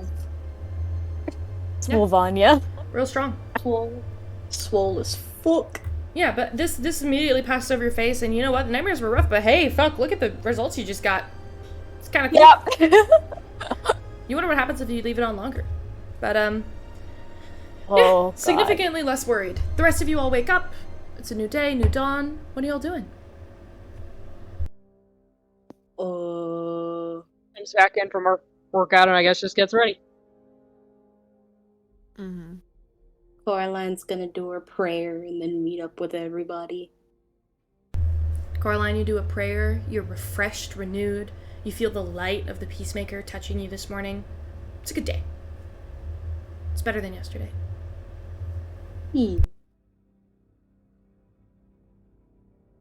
Find Nev insight now. That's what I want. What is your reason? You That's what I wanted to. I just love to imagine you go pray. You go pray. Peacemaker's like, something ain't right. And you just walk up to in the you force. walk up to Nev's bed and just stare at her until she wakes up. Can I do that? No. Nothing like that. But I'm kidding. Just wakes up like, fuck! Why? I do want to go up and like find her though. I want to go and find her and talk about the whole flying situation again because she's curious, morbidly curious. Sure. As a note, I should say, Nev, with a 3 on your wisdom save, you're basically unaffected by the events of the nightmares last night. Oh, cool. Low roll be good. Low roll be decent. Yeah, you're not shaken really. It's kind of like the nightmares you used to have when you were a kid. Even though it was like, oh yeah, you saw your brother die right in front of you, kind of nightmare. Just yeah, it's just a normal Tuesday. Yeah, seems like it. Anyway. Yeah. I mean, right now, I guess again, Nev has the necklace now around her neck, kind of like tucked in her shirt though, so nobody can really see it, and she's back to fiddling with the puzzle box because it's become a bother for her now. I do want to go see Nev just to like see how she is, ask more questions. Because freaky person. It's cool. freaky secretive person. Go for it. You guys have full you can do whatever you'd like. There's breakfast prepared for you in the main room. Your horses are all saddled up and ready to go. Brandy and Cheddar are both ready to go whenever you need to, so you tell me when you guys are leaving and we'll make it happen.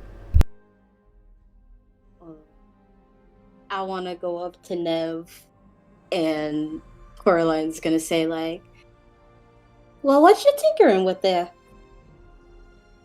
Oh, the same thing that cut me the other day? Quite a bitch to open. You're trying to open something that's cutting you? Yeah, and I'll let it cut at me 1,000 times if I need to.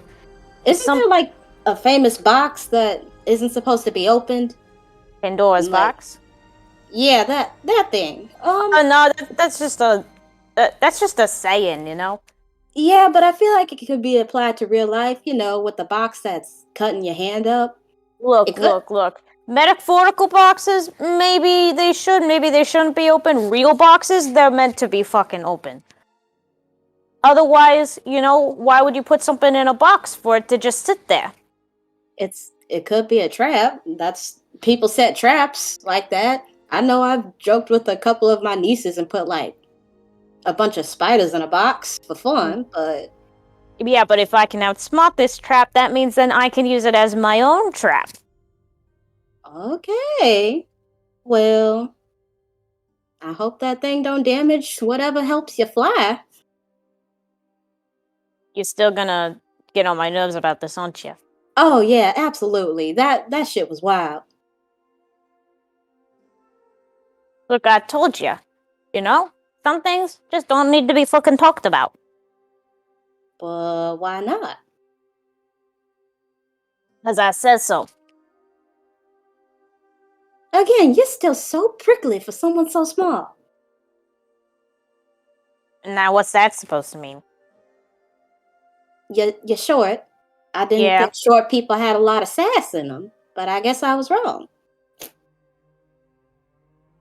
You're funny. I like you. Oh, really? I thought I was fucking up. Well, no, you are annoying me, but I'm pretty annoying myself. Oh, so you acknowledge it this time. I didn't want to say it, but you kind of need to stop shooting random shit. We're gonna get in trouble one of these days. Oh, I've gotten in trouble many times. I'm used to it at this point.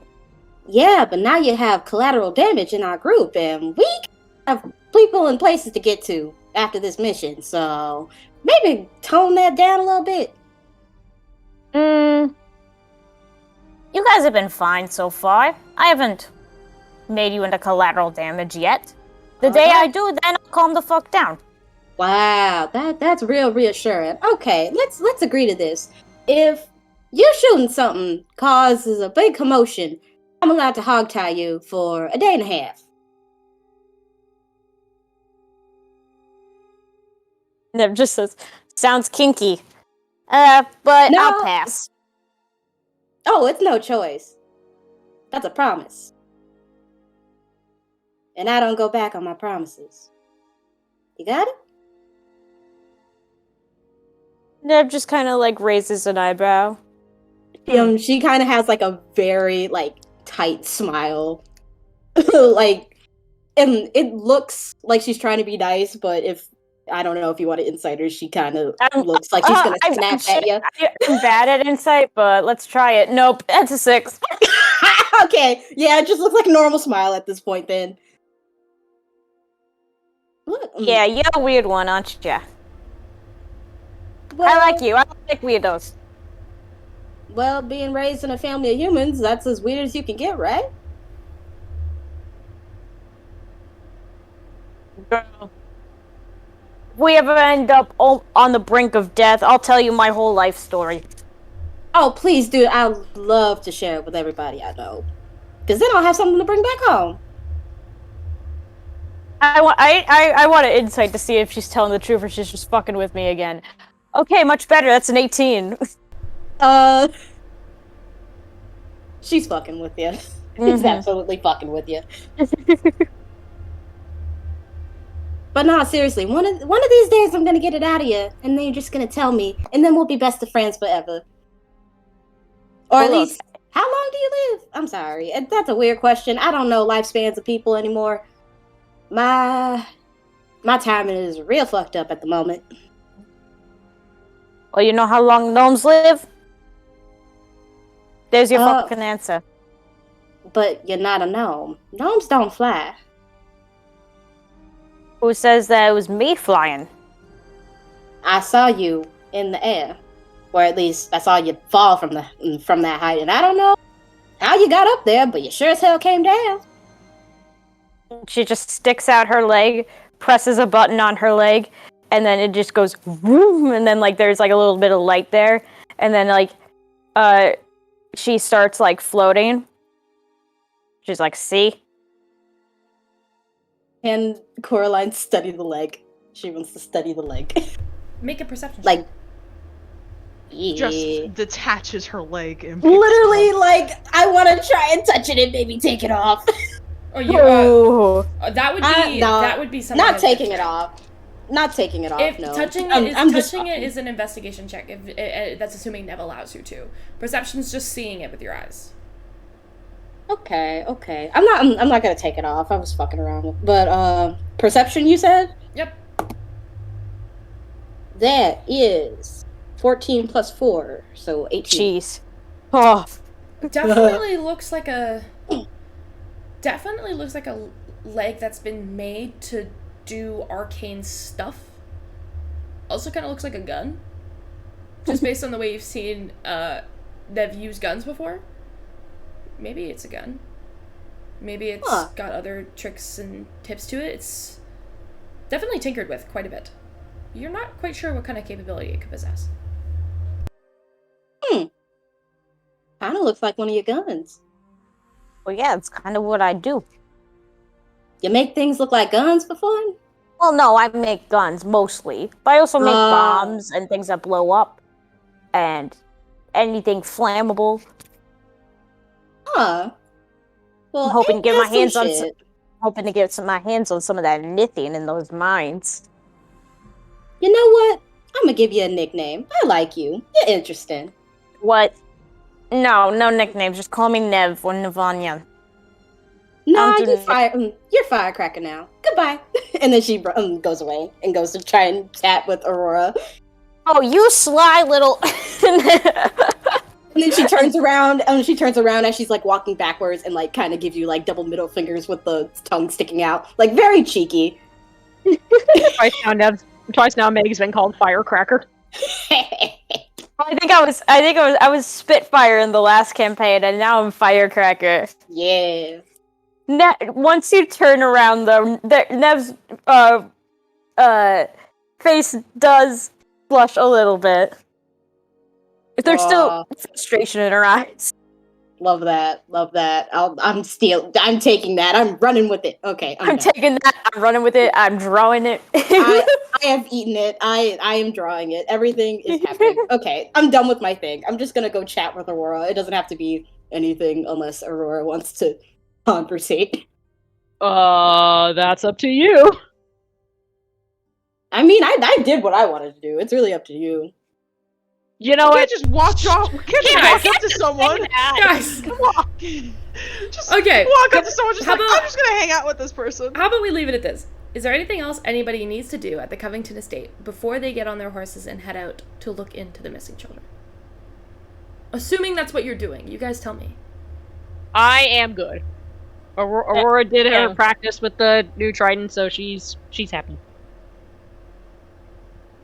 I have a curious question. What's Cecilia up to? Our little, like, basically the Covington leader. What you up to?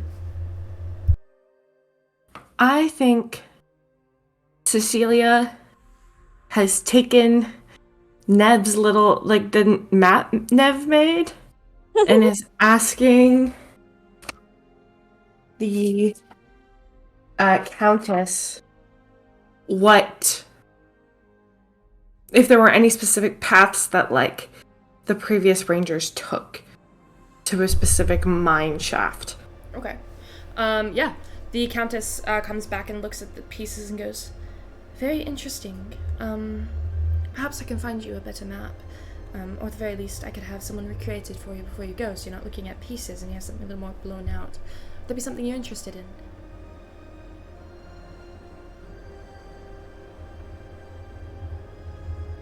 Sorry, what was that last bit? Is there something you're interested in, perhaps having a bigger map made for you?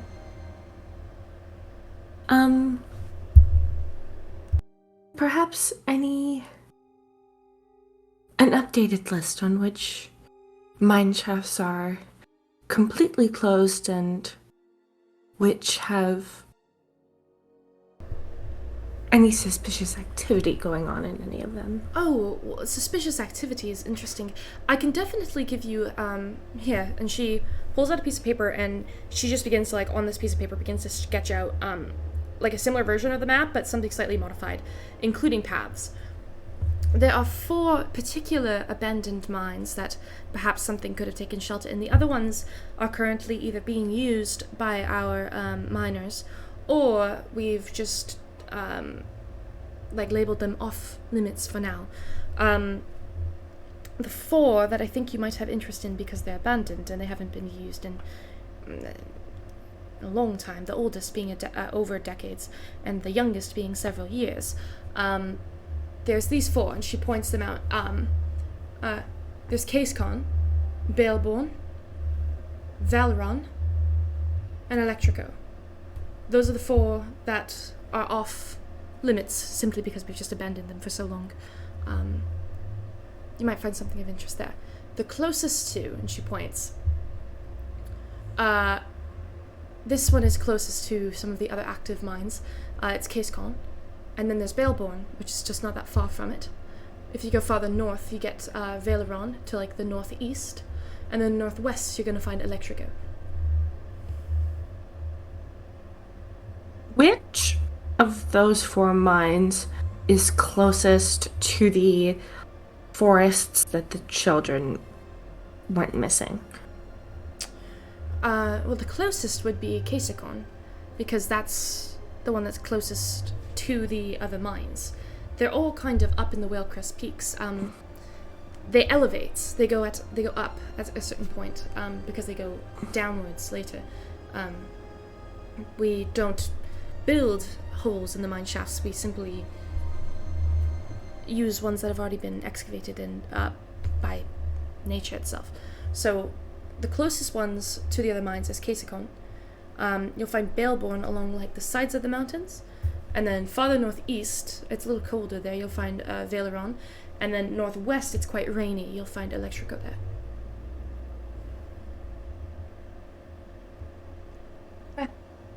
I thank you very much, milady. Of course. Happy to help. Best of luck with your journey. And I will mark all that information on Nev's map. Okay, And alright. give it back to Nev. Awesome. Oh, thank you. I figured it would be best that we don't go in blind.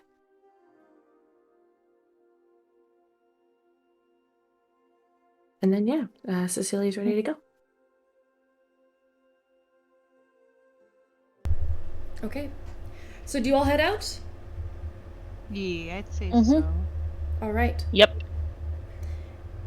You all load on into the back of the... are you taking the cart or are you walking on foot? I don't know what decision you guys decided you want to make. Oh, that's right. We had to decide that. Fuck. I think we decided we didn't want to go up the mountain in a cart, right? Yeah, I Yeah. think we decided Yeah. it would be too difficult. Yeah, to just walk. Okay. And so you all begin to travel back through Freyford and up out of the north gate that you came through originally, and head through the Drollwool thicket towards the mountains. There are a couple of things that are going to happen as we begin this journey, especially because we don't know how long it's going to take or what is going to happen. I'm going to need you all to tell me who is leading, and they are going to make a survival check. And then I'm going to need you, anybody, to roll a d20 based on that survival check. Will the map give who's ever guiding advantage? Not this early into the forest. Perhaps later when you get closer to the mountains. But at this point, there's just one central path that everybody follows. Okay. So who's leading? It should not be me. It should not be me either. I've got a +2 to my survival. If anyone's got a higher modifier, be my guest. How about you Viz guys has start? a +6. Oh, damn. How about you guys start by telling me which of the mines you want to go to first? Is there anyone you want to check first, or you just want to head in that direction? Tell me about your process and how you're going to be getting to where you need to go. I mean, the closest one, right? Case is gone? Yeah, probably the closest one. Just start there and then go to the And others. then work our way up? Yep. Okay, so the closest one is Kasicon. So that's where you're heading first? Yes. Yeah. Okay. Who would like to make a survival check? Viz think- can. I can roll the other thing. Okay, Let's start with a survival check, Fizz. Hit me with it. that's a 19. 19. Okay, roll a d20 for me. 17. 17.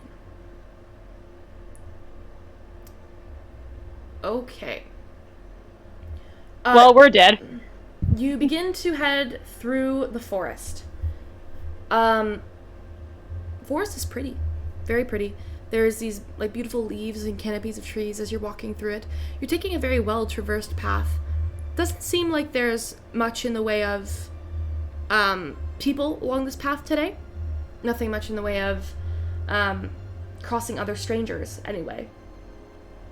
You begin to continue through. Don't encounter anything too severe, Viz. You're able to lead them pretty expertly through patches in the wood where there's like mud or sinkholes or other aspects of the road that are unmanaged. You're able to kind of see these issues and quickly get out of the way. Viz, you're leading, right? Yeah. Okay. Just make a perception check for me.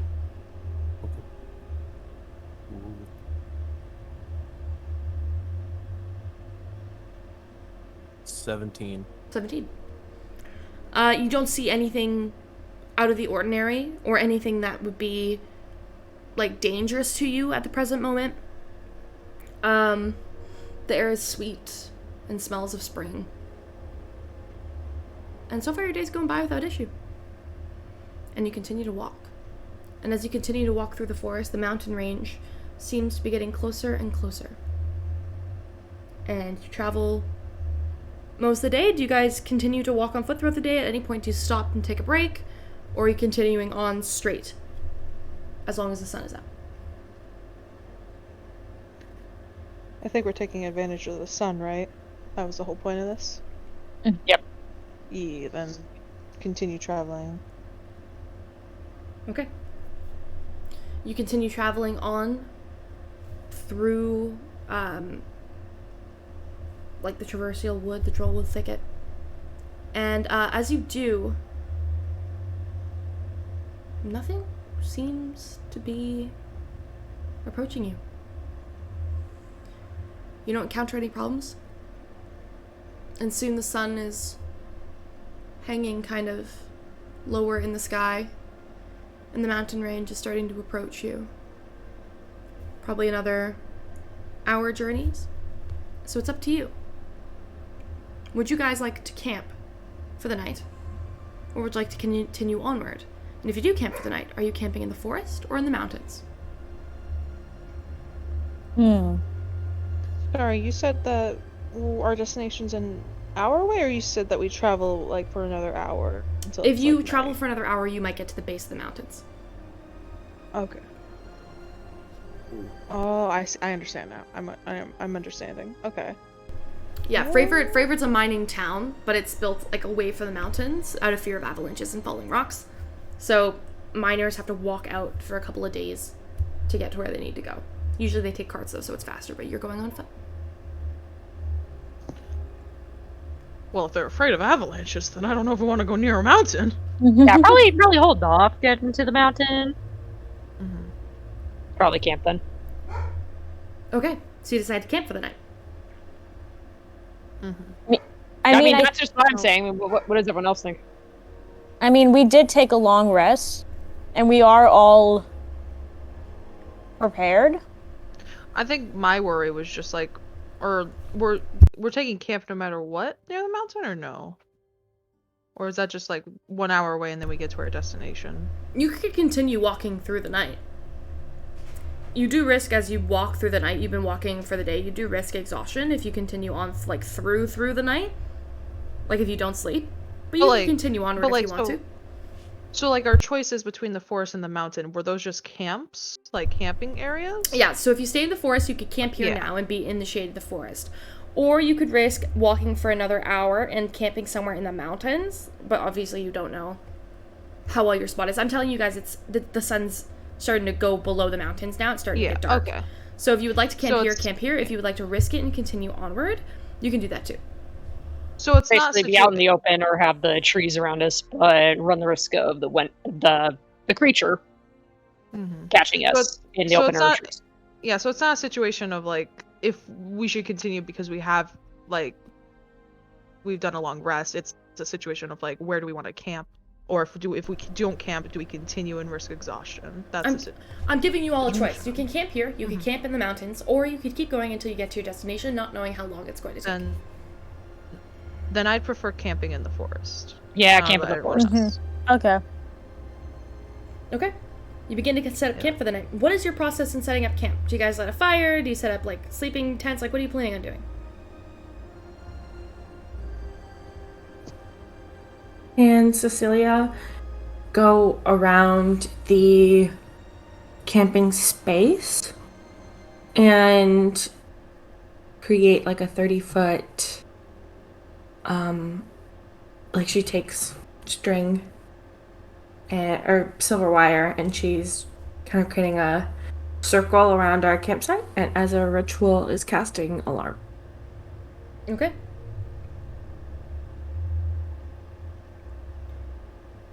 That's no worries. It takes you some time, but you do set up that alarm spell around the area. What about the rest of you? What are you all doing to set up camp for the night? Aurora will just get a cooking fire going, and if everyone's okay with it, she'll start making like some food for everyone. Okay. How are you lighting a fire? Just match it with tinder. Match in tinder box. You pull out the tinder box. You go to light the match, and as you do, you're like, what the fuck? And then you try again. Like, what the fuck? You do it a third time. It's not lighting.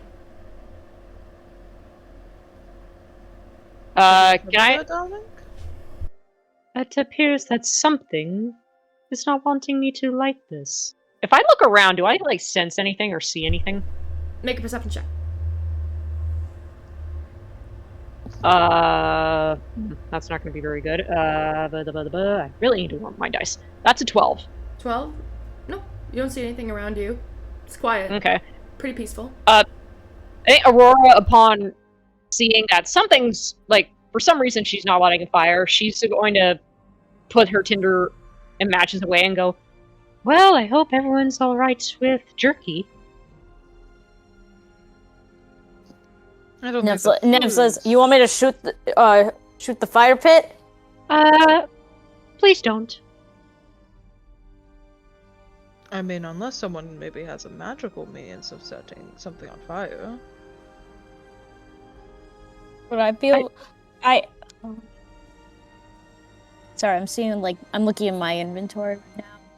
Yeah, Aurora looks at Red and goes, I think there's something or someone that's not allowing me to light the fire. But I do not sense anything.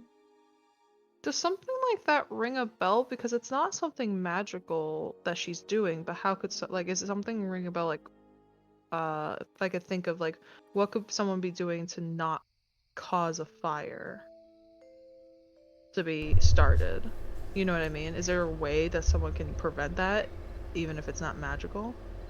Are you asking if there's a way, like what exactly are you asking? Like, is there a way? We're asking what the fuck is going on. I'm asking. So Aurora just told me that it seems like someone's preventing her from setting the fire. Yeah, someone or something. someone or something, can I think of what like could possibly like prevent someone from starting a fire, especially one that's not even magical?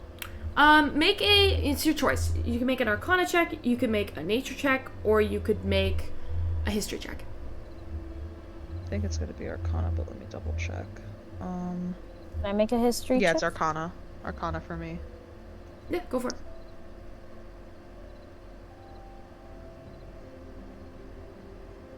17 total? 17 total. You know that there are magical ways of concealing flame. There are spells, there are cantrips that can conceal magical flame. And not magical flame. There are spells that can put out flame. What's interesting though is it doesn't seem like a spell is doing this. This seems more like, and it's like Aura does it again, to like show you. Yeah, she does it to like demonstrate. The spark goes, so it's not being dampened, but nothing's being lit. So it's not like someone's using a cantrip. This seems to just be something about maybe the space that you're in.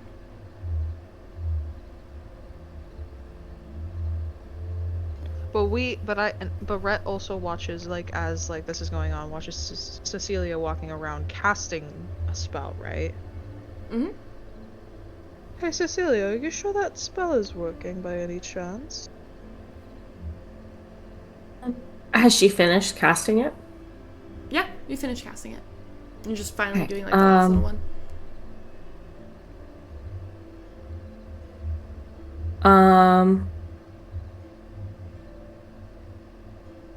Somebody walk past it. Did you say that aloud? Yep. Rhett sticks a foot out. Cecilia, in your head, you hear BANG! This like loud I alarm actually noise. made it. You can actually make it audible for 60 feet. Oh, So I've made it audible. you guys all hear this. BANG! Rhett puts his foot back. Aura's ears just flattened against her head. Alright, definitely works. Definitely caught probably everyone's attention, but that's fine. At least it works. In the distance, Yes. you see like Aurora birds kinda, like- flying out of a tree. Aurora does like that thing where like someone puts a finger in the air to kind of wiggle, like, yes, it does work. So, we can't light a fire, but we can create an alarm. That's interesting. Maybe the woods have a way of protecting themselves in case of fires? I don't know. Possibly. Lady Covington did say that there's some old spirits and old magic around here. Can I make a history check? Sure. What are you trying to history? Was it the same thing as what I was trying to? Yeah. figure out? Okay, it was the same thing I was doing, but she was doing a history choice. Sure, go for it. Yeah. Ooh, that's 18 plus 5. 18 plus 5. Yeah, you know that flames are an interesting thing. Because a lot of the time flames can be dampened by not just magic, but creatures too. And you're thinking about it, and this is a pretty weird Fey forest. They probably really don't like fire. Or the things that live in this really don't like fire. And while the forest is innately material, and you're sure there are grander ones in the Feywild, I don't know. Maybe something's protecting this place. And keeping a watchful eye. Anyone know a light spell? Nope. Cecilia will cast Dancing Lights. And 4 little glowing blue like spheres of like magic that like swirl, and you can hear like a slight ticking from them kind of expand over the space. This will have to do for now. I don't think the Whatever's in this forest doesn't like fire. All right. Anything else you're all doing? Playing with my puzzle box. Make a sleight of hand check. It's like a Rubik's Cube on steroids. Sleight of hand, you said? Yep, sleight of hand. What is that? That's 16. 16? You keep trying, and it's so annoying, because you get there and you're like, oh, damn it. It's like the worst game. It's like playing with a bop it. Really I'm is. sorry, It's like playing but with a that puppet. image, that gift swap set, I would love if it fucking did that every time it failed. That is fucking amazing. You're welcome. That is amazing. It's quite the annoying little puzzle.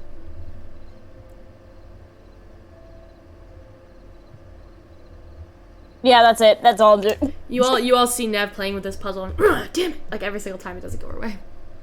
Don't stab yourself again. Oh, shut the fuck up. I'm just saying, darling. I'll stab myself 100 times. Interesting. You know, very interesting. Hey, Nev, don't. You want It's me for to take another- science. You want me to take another crack at it? Go ahead. And then Nev hands you the puzzle box. With her muscular hands. Her swole hands. Alrighty.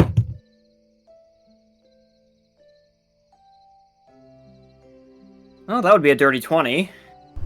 Dirty 20.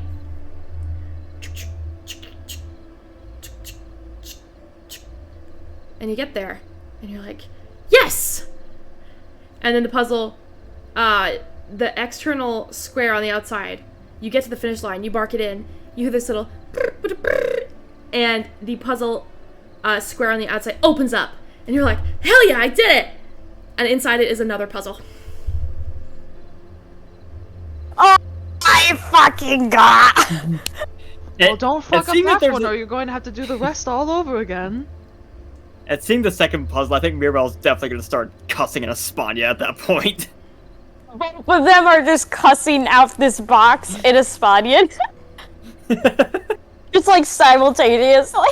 I can't tell if they succeeded, or if they failed, or if they succeeded and then failed, or failed and then succeeded. I'm gonna say like Aurora, who had just kind of like already went into sort of guard mode, is just like turns around. It's like, is everything okay back there? Fine. Everything's fine. You don't sound fine at all. Yeah, you sound like someone who wants to be left alone. You're not fucking fine. I think she and I are on the verge of just trying to smash this thing. Well, you guys tried that, I think, before, and I think Nev's almost hammered her own hand into the table. But we don't talk about that. Viz, after hearing Rhett say that, he like mimics like the cut it out to the neck thing to Rhett, like with a very scared look on his face. Brett's not getting it. Oh. He's just like, He just So I'm shrugs. guessing if we're gonna keep playing with this thing, it's another sleight of hand for the second puzzle now. Yes. This one's a little harder. What if you guys Alrighty. could you? Is it big enough for you guys to like do it like the puzzle together? Maybe you guys need multiple hands. Can I make an investigation check on the puzzle again? On this new puzzle, actually. To see if it's easier to use with both hands? No, I just want to make an investigation check on it to see, maybe use my mind first before I use my hands. To open it? Or are you trying to, like, see if you can I'm looking at it. She's trying to crack the code before actually attempting to crack the code. She's trying to see if there's like a way to crack it without I'm seeing messing if I with could. it right now. Yeah, Okay, I'm seeing sure. if I could like like those like games that they had at like raffles. That when you were a She's trying kid, to it's like plan how her many gummy worms are in the moves. jar? Like I want to. I'm. It's like a chess game in here. She's probably playing her next move. She puts the pawn down and then she's like 20 She's steps like- ahead. She's like writing equations in the dirt. Okay, yeah. Make an investigation check. Do do do. Boop boop do. What the fuck is math? Da da da da da da da. 16 plus a 7 is a 23, I think. 23. Thank you. You look at this puzzle, and as you do, you kind of like twist it and you try moving it in a couple different ways. And you feel this wave of frustration go over you. There's absolutely nothing methodological to this. There's no game, there's no mind trick. It's literally just all about dexterity and moving the ball at the right time.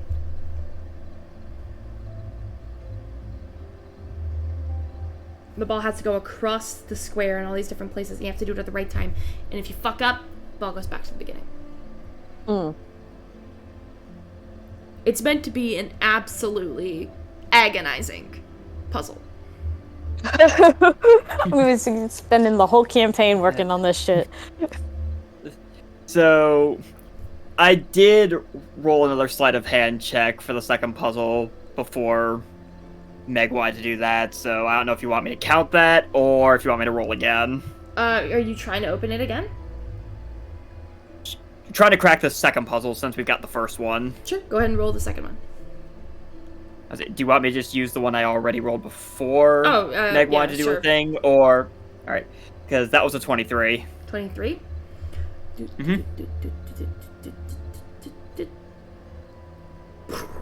Goes back to the beginning. Like of the first one? Like of the first puzzle? Nope. The second wave. The first wave has popped off and is now on the floor. The second wave is still there. 23 doesn't cut it. Well, at least it's not a complete reset.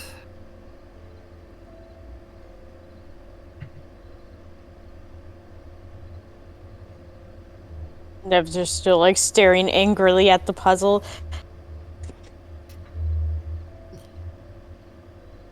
I think their heads are going to explode. Yeah, she like her eye is twitching. Alright. She's angry and she can't figure it out. You want me to try again, or should we... No, I'm going to bed.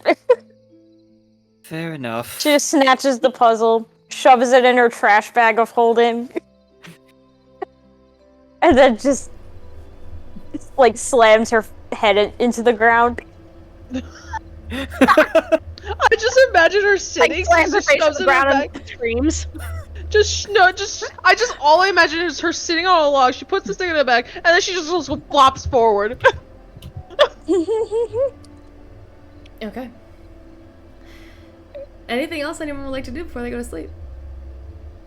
I would like to do something. Sure. What are you doing? Cecilia would like to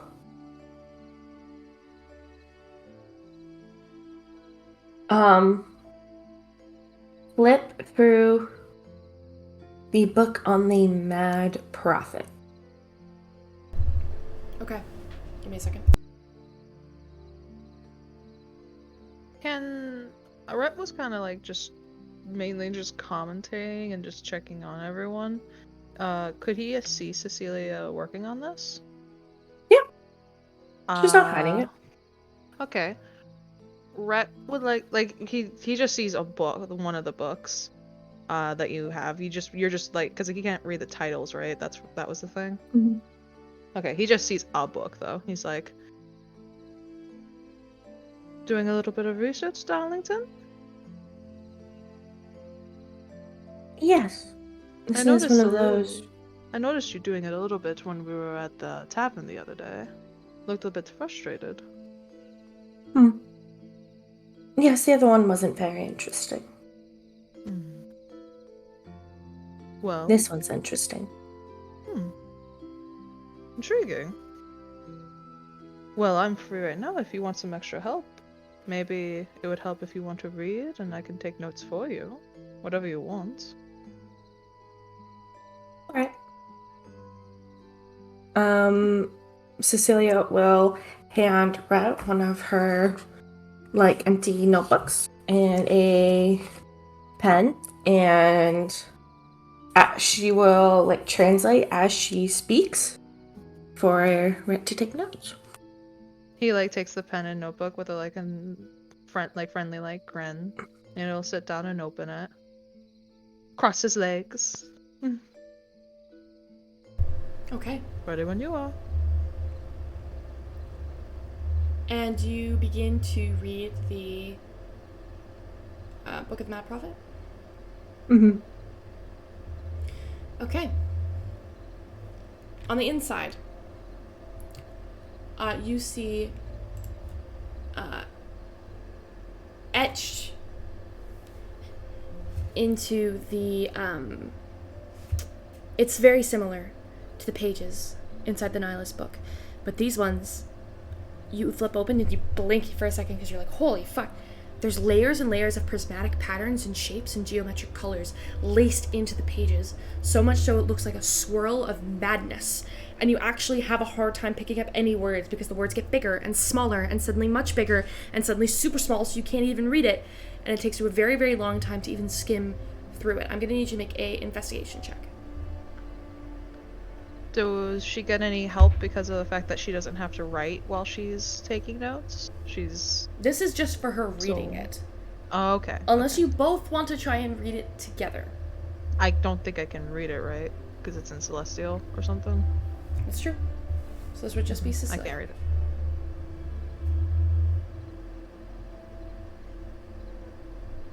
it. I dropped my D20 and I don't know where it went.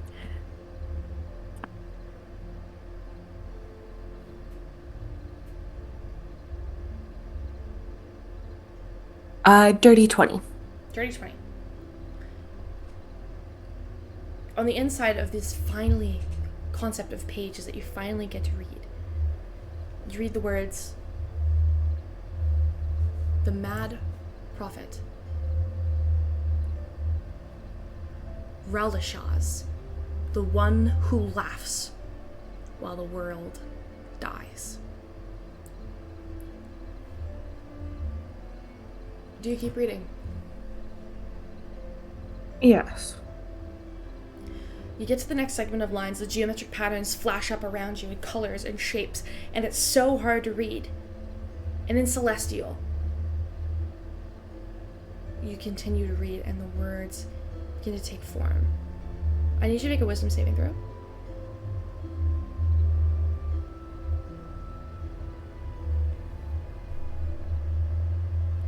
$17. 17. Out from the pages, the words, Unselol osakavas, tu madnas usam sun esteratham so. Your soul is a canvas for madness, and it will become mine too. And as you read it, out from the pages, there's a flash. Right. Cecilia. You're gonna need to both make this save. Oh no. As the book casts a spell at you. Oh my goodness.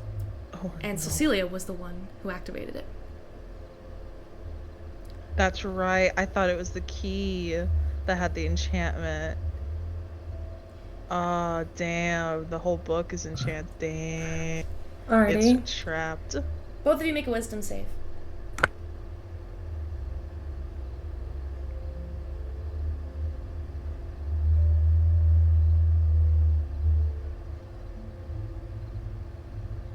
Okay. Got a 17. 17. Okay. Cecilia. 14. 14. Can you tell me if that fails or succeeds? That fails. I'm gonna use saving face. Same face that lets you roll again. No, it lets me, when I miss with an attack or fail an ability check or saving throw, you can gain a bonus equal to the number of allies you can see within 30 feet, max Oh, of it's 5. that one. Motherfucker. She's just like, the spirit of friendship. The spirit of friendship will get me through this. Okay. What is the total? So you know what? I want to see what happens. I'm not gonna use it. Oh. Gambling. Okay. Okay, you're actively choosing to let the spell Her wish hit you. her wish to experiment overrides the power of friendship. Oh god. There is no take backsies. Rhett, you see this spell coming. Cecilia is speaking this incantation that appeared on the book, and you have this horrible flash of just this in your gut feeling of, no, this is wrong, this is really wrong, and you've seen something like this before, and you avert your eyes and you turn away at exactly the right moment. You hold up your arm and you shrug off the effect. Cecilia, you take the full brunt of this effect as the book begins to rewrite your memory. Huh? The book begins to rewrite your memory. You were reading a book about a very, very nice god who does very, very nice things and just lets the world be a happier, more fun place. In fact, doesn't everybody need a little bit of chaos in their life? Isn't chaos a good thing? Isn't change inevitable? In fact, if everybody lived their life with a little more chaos and a little more excitement, then the world would be a happier place.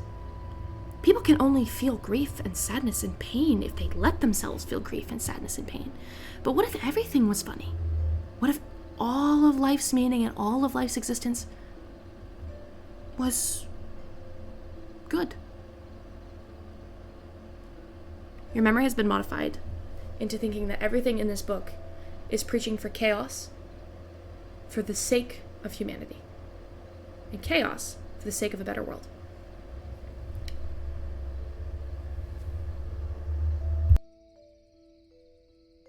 Okay. So like there was like a noticeable light that came from it, like a flash of light that Rhett like looked away from. Yeah, it looked like Cecilia casted a spell. After the spell, like after he shrugs it off, he'll quickly look back, like eyes wide. Darlington, Mm-hmm. are you okay?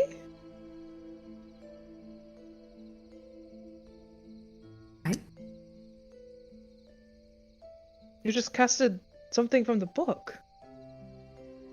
What? You casted something from the book when you were reading it out loud, darling. And he's like checking everything. He's like, he doesn't see anything like weird about her. No, she seems perfectly fine. Totally normal. He's like very tense looking at her. There must be some sort of award on it. You said a what? Yes, some of these books have magic. I assumed it was just for protection. Secrecy and all that.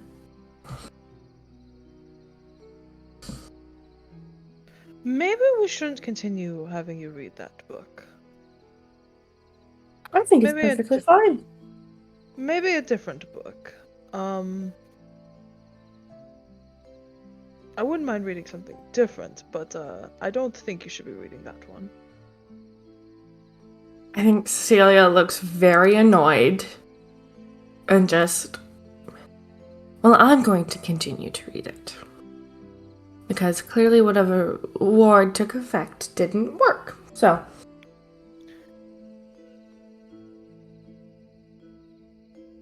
You don't even remember what you read? Of course I remember what I read. What did you read? You know, it was all about... I have this written down. He's gonna show what he has written down. Is the phrase that she's about to say different than what Rhett wrote? Or is it the same? I think Because her memory was changed, right? The only thing, as far as I know, that you wrote down was the one who laughs while the world burns. Yeah. So I will let Cecilia interpret that however she would like. yes, I just was reading about this god Relishaz. And what did you learn from it? They seem quite like a chaotic fellow. Just chaotic? This Yeah, so line they're a says they god. want to watch the world burn. I don't know if that's just chaos. Oh. He shows the line. So I read that. I think it's the one who laughs while the world burns, not want to watch the world burn. I think on a technicality, it's not the same. That can have several different meanings. Whatever it is, it's interesting.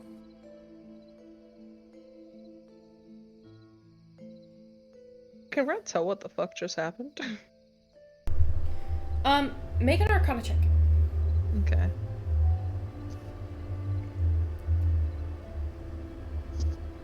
That is a 15. 15. Cecilia read something in the book. The book flashed. Cecilia must have casted some kind of spell. You don't know what the spell was. You don't know what it did. But Cecilia seems to be completely normal. None of her reactions have been, I'd say, out of the ordinary. Based on what you know about her.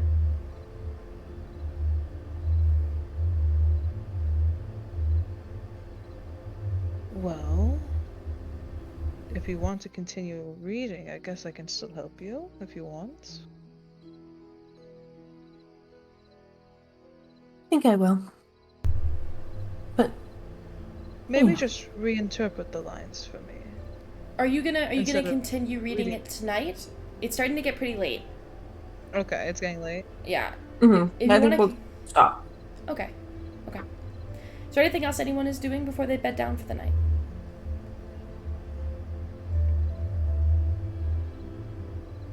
I'm gonna take that as a no. I guess not. Silence is deafening. Alright. You all bed down for the night in these woods. I'm assuming you take watch. Or do you leave watch to Cecilia's alarm spell? It's up to you. Red's just gonna look through what he wrote, the very little bit that he wrote before he's going to bed, just rereading it. Sure. If you would Trying like to to take figure the out what first the watch, fuck. you can. Aurora will probably take the first watch as well with Red. Alright. You begin a night of rest. And I'll say you alternate here and there. Neff. Jesus fucking I don't know if Christ. she's back yet. She said BRB. Oh, she's back. Never mind. Back. She Neff. just got back. Let's go. Oh god. Nev, it's your turn Sorry. again. Your turn Oh, again, wait, Nev. am I having nightmares again? Oh, shit.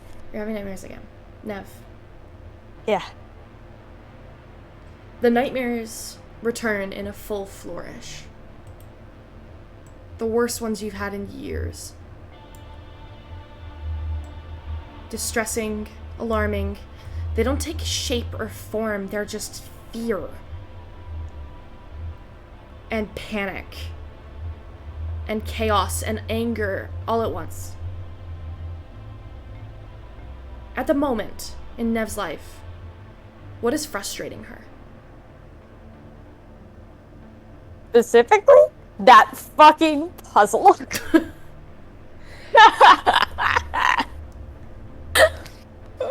You see different kinds of nightmares tonight. These ones feel a little more personal. They're not vague and reminiscent of the past and your carnal, primal fears, like Viz's death. This one, there's something more philosophical about these nightmares. You see yourself in a study. Pristine, spotless, perfect. Beautiful glass windows, with Westover in the background. A city you're too poor to live in. And a city full of people just as smart, if not smarter than you. In this room, there's a desk with a beautiful silk expensive rug on the floor. And sitting behind this desk, with their feet kicked up on it, arms crossed behind their head, looking at you with a grin, you see Sketch. Too stupid to figure out a puzzle, Navanya. It's rather childish, don't you think? Oh, fucking can it. You know, your efforts are wasted. If you would just join us, you would learn that there's actual potential for your talents. Something that isn't sitting and rotting away in Umberfall. Give me that fucking thing and I'll prove it to you. You look down. Oh. The puzzle's in your hand.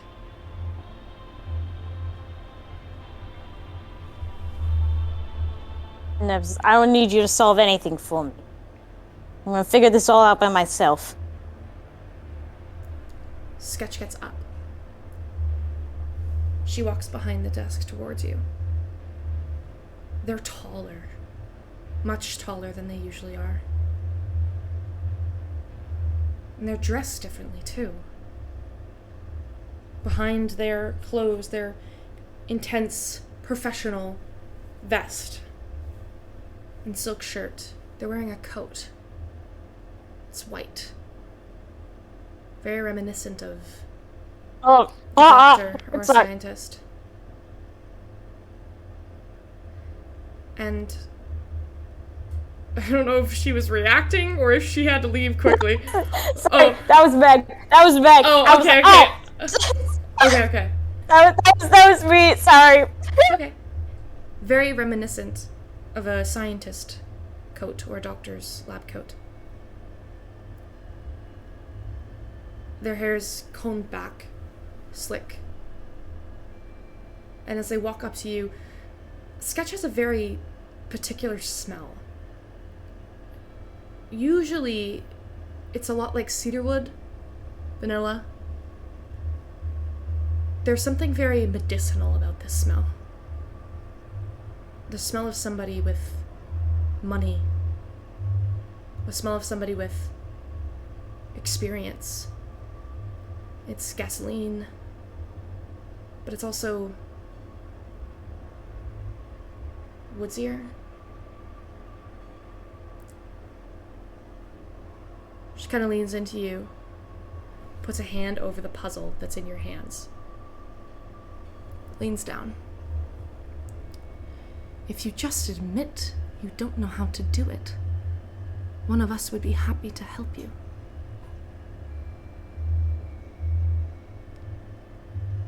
When she was referring to one of us, what the fuck does she mean by that? You don't know. There's no one else in this room. Nev, make a perception check. Oh, I'm bad at those. Oh! I'm not so bad. 16. 16. Something about Sketch's features is wrong. They're taller, elongated.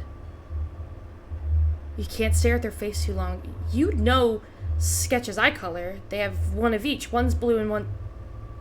Is one of them gold? Or is it green? Or are both of them black? They're black. Has Sketch's eyes always been black? You can't remember.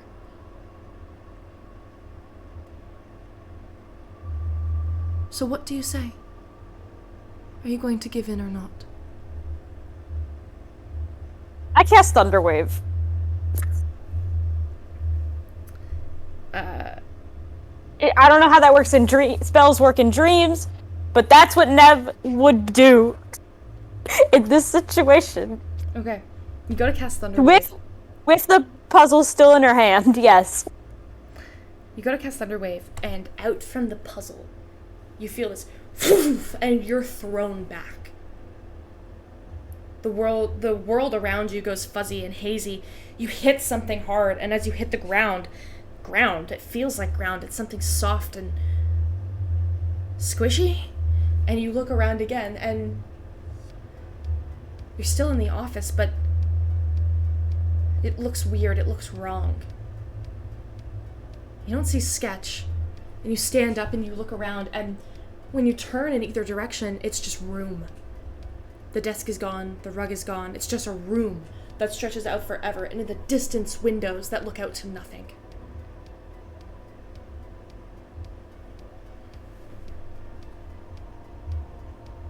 And you think you're alone? Maybe? And then you feel a hand on your shoulder.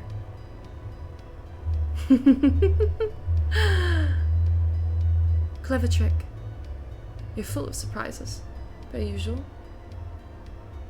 But how good are surprises, Navanya?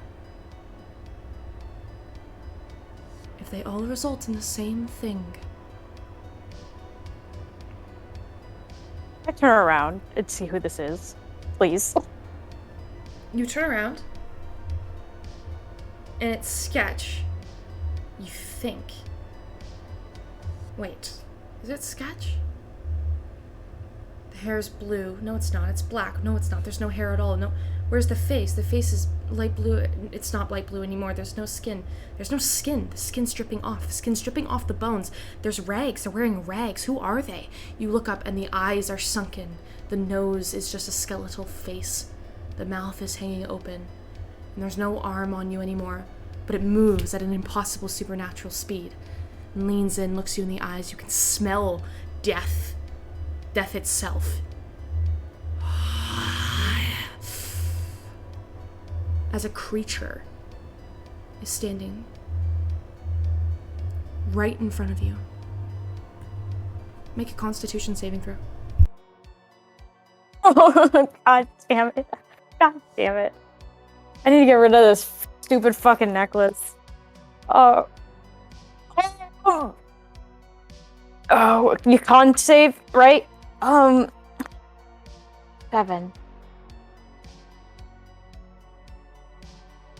That's a 7. 7. Chills run down your back. Your eyes lock with this terrifying figure above you. And you can't move. And it's looking right at you. And its mouth opens. And a horrible voice sinks out of it.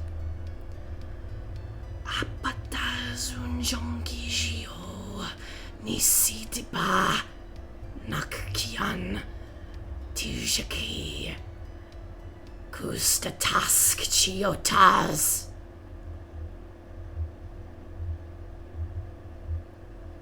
And it looks at you. And you feel your body tense. And you can't move. What do you do? I know this is not a language I speak. Is this a language that, like, sounds familiar? Like, is this a language I would have ever heard at some point? Good question. I'll allow a general intelligence check.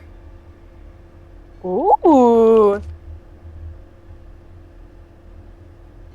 17. 17.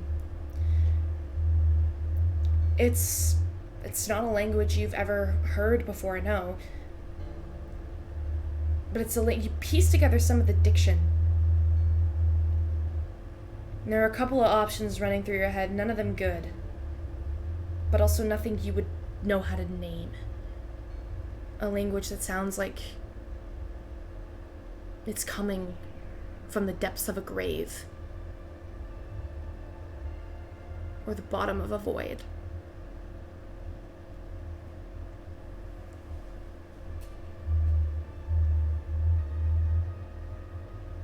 The creature, with sallow sunken skin, seeing you still frozen, tilts its head and reaches down. What hand? Is Nev right-handed or left-handed? You're gonna fucking take one of my arms. Is Nev right-handed or left-handed? Let me roll for it. I don't fucking know. I didn't think I'd have to deal with this shit. She strikes me as a lefty, but Yeah, She we'll say strikes she's me- a left. She's always struck me as someone who could use both. everyone's Yeah, even I'd say ambidextrous people have a preference though. Usually. I'll say her preference is left. Left. Reaches down at your left hand, and cold, sallow skin grabs your wrist and lifts it up and holds it there and then lets go. And your arm is just extended out. And all the bones and muscles are locked in your body. You can't move it. Sinak Kiwakatisha Shiota. Creature reaches, touches your hand, looks at you with sallow eyes. Konaya. And you're pulled from the dream. Okay. Okay. Oh, what? I'm confuzzled. Okay. This is insane. Do I wake up from this dream in a cold sweat, or do I just I just fall back asleep? We'll find out because we're gonna go to break. We'll see y'all here in a little bit. After Oh my god! exciting revelation.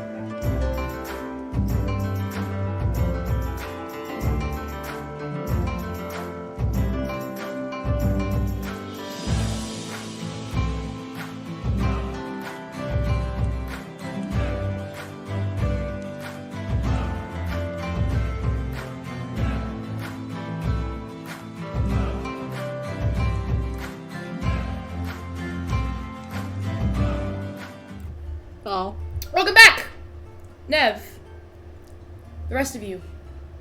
Your night is fairly uneventful. Does Nev ever at any point get woken up to take a watch? By somebody? Or does Nev just, whenever you find yourself waking up, Nev? I need you to make a wisdom saving throw. I thought I just made one. You're gonna make one for when you wake up. I don't think anyone would have. I don't think anyone would have woken up Nev just because of the fact of how annoyed she was. So I rolled a 2 minus 2. 1, so 1. So 1. Okay. Nev, you wake up, and you don't even grab your necklace. You don't need to. You know your necklace. You know what it's done. And you have this sense of excitement wash over you, because you look at your hand, the left hand, the one that creature touched, and you look on your belt, and you see the puzzle, and you think to yourself, son of a bitch, I can fucking open this now. Go ahead and give yourself expertise in sleight of hand. What the fuck? Okay. Oh my god. Expertise? Okay, let me... How do I don't know how to do that on my character sheet. This is the most backwards I don't know how to... shit I've ever seen. I can give you expertise. Give me a second. Okay, yeah, because I'm like, I don't know what my modifier would be. I need to get rid of this necklace, guys. So with expertise in sleight of hand, you get a +8 to sleight of hand checks. Oh, shite. So go ahead and refresh your page. You'll be able to see that. And you know with full certainty, fuck that dream. That nightmare, that didn't mean shit. You can open this motherfucking box. I rolled a 19 plus 8. First one done. Flash for hat. Immediately, you're in a move, you're in a grind. You can fucking open this. As it drops off, there's a third layer underneath. And you're feeling confident. Your hands feel nimble, they tingle. All of a sudden, you have the dexterity of someone who's been doing this for years. You can fucking open this next one too. You know it.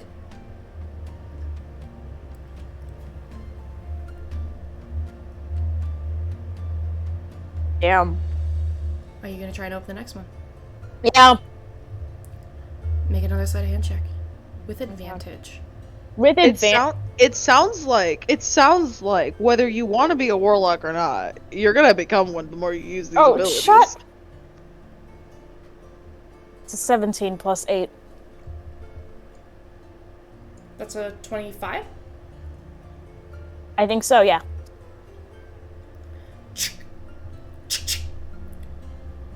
Ooh. You see this humming noise as you watch these blue and green lights all across the device.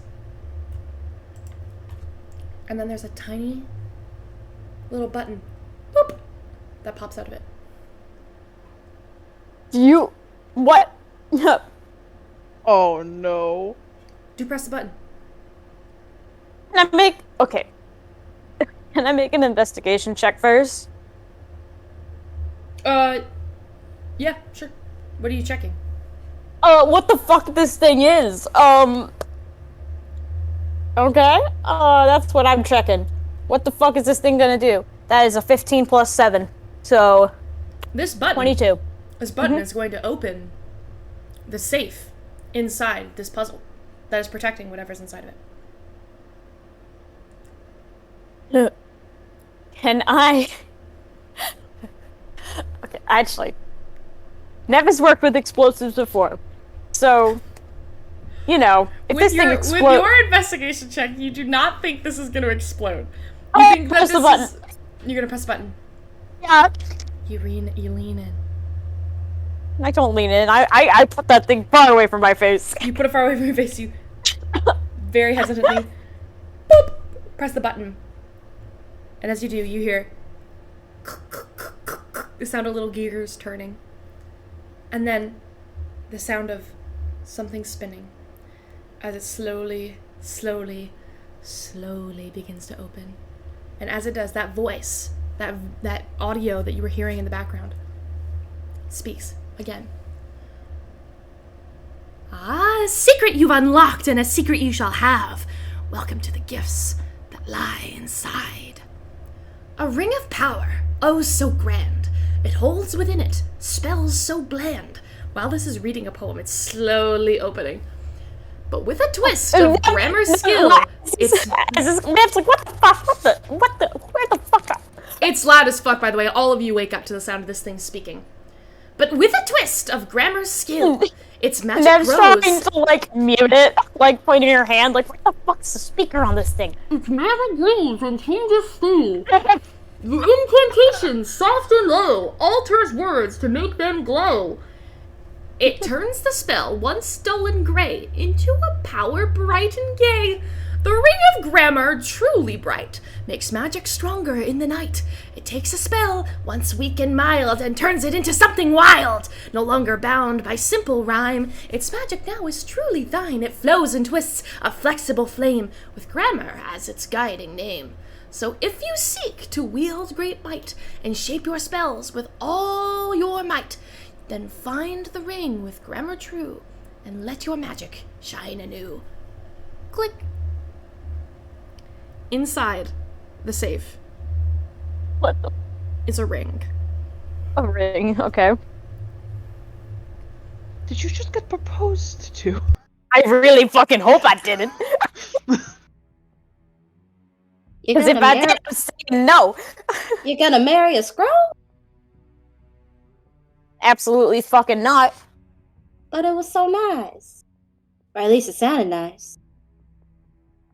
Hey, look at this ring. Yeah, it's a super simple ring, and you see around the inside the alphabet, A to Z, engraved on the inside.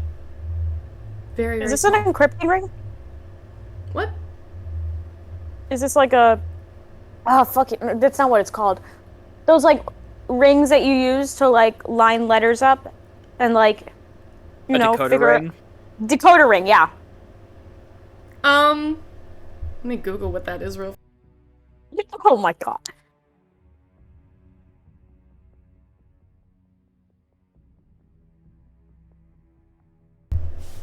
Imagine if she did make a decoder ring. Decoder ring. Decoder to, ring. To decode something. No.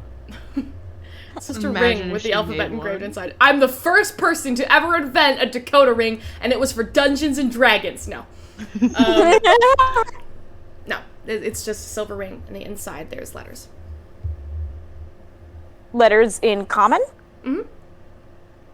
That's it? Yeah.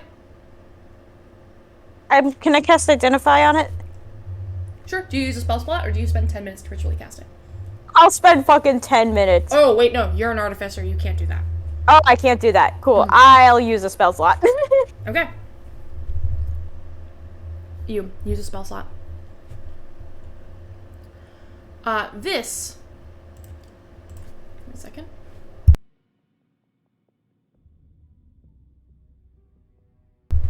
This item is called the Ring of the Grammarian.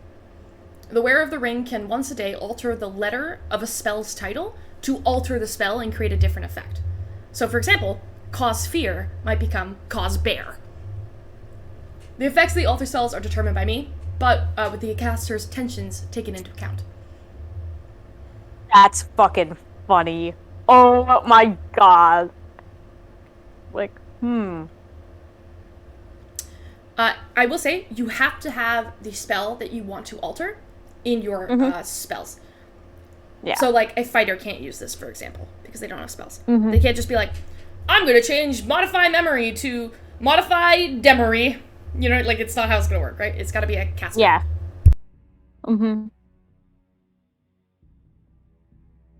Hey, Viz, you like wordplay? Here, and she, like, chucks the ring at him. And she explains to him, like, what the ring is. Oh. Neat. I thought it was gonna be some kind of, like, nuke or something. So I'm a little bit disappointed, but hey, I think you get some good use out of that. I'm looking at spells right now, and I'm like, what kind of funny words could be made? Gust, dust.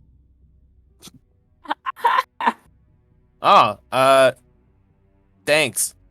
I'll hold on to it for now. I'll probably find a way to use it later. There's still pieces and bits of the puzzle, right?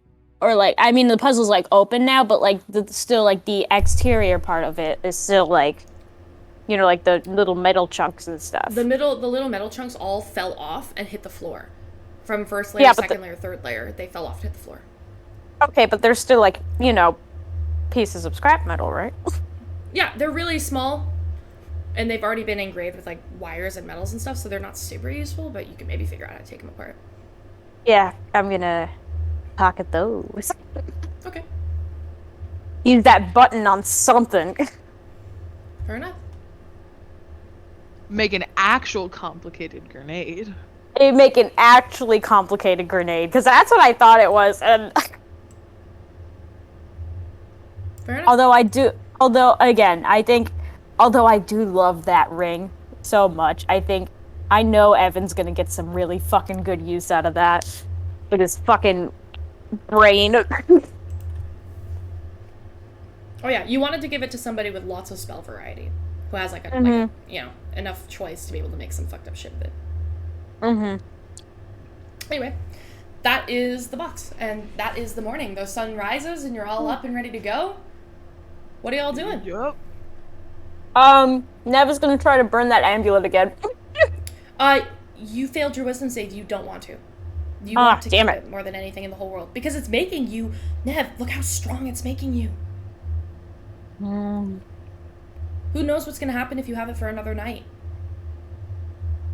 Maybe it'll like. It is making you pretty smart and strong. It's making you super. It's making you the strongest person ever. With that thought in my brain, I'm gonna challenge Aurora to an arm wrestle. Okay. Hey, you, and like Wait, what? I heard I Aurora. find like a flat kind of rock, put my elbow up on there, and I'm like, let's go. Where are you saying this to Aurora? Okay, Aurora, who's been like polishing her glaive, looks up and blinks. Sorry, what? Arm wrestle, you know? She I know blinks. I don't look like much, but I'm actually pretty strong, and you look like the strongest person here, so I'm just curious. Do I see any change, like physically, in Nev? Like, do I see that she's gotten buffer? Make a perception check. I'll say with disadvantage, because you guys met like fucking 3 days ago. Well, that lowest one was a 15 plus 4, so 19. 19. Her arms look like a little more defined, but Nev's clothing, it's like layers and layers. Like Nev has layers on. I'm pretty sure, unless you tell me otherwise. But I'm pretty sure you had stuff that covers your arms. Nev. What? Sorry, I zoned out. Nev's clothes. Nev's clothes cover her arms and her biceps and stuff. And her back. Well, yeah. Yeah, like her forearms are exposed, but but her upper arms aren't. Aura blinks and is like, well, alright. And she does the arm wrestle. Do we make strength checks? I'm gonna use a charge on my armor of magical strength. Because Nev is a dirty cheater. Yeah, what do we do for the checks? The armor along your arm and bicep stiffens. This would be an athletics check. Do I see the armor doing anything? Make a perception check. Just a regular one this time? Can I try and tell as well from watching this as I'm waking the fuck up? Sure. Probably don't. That was 9 plus 4, so 13. 13.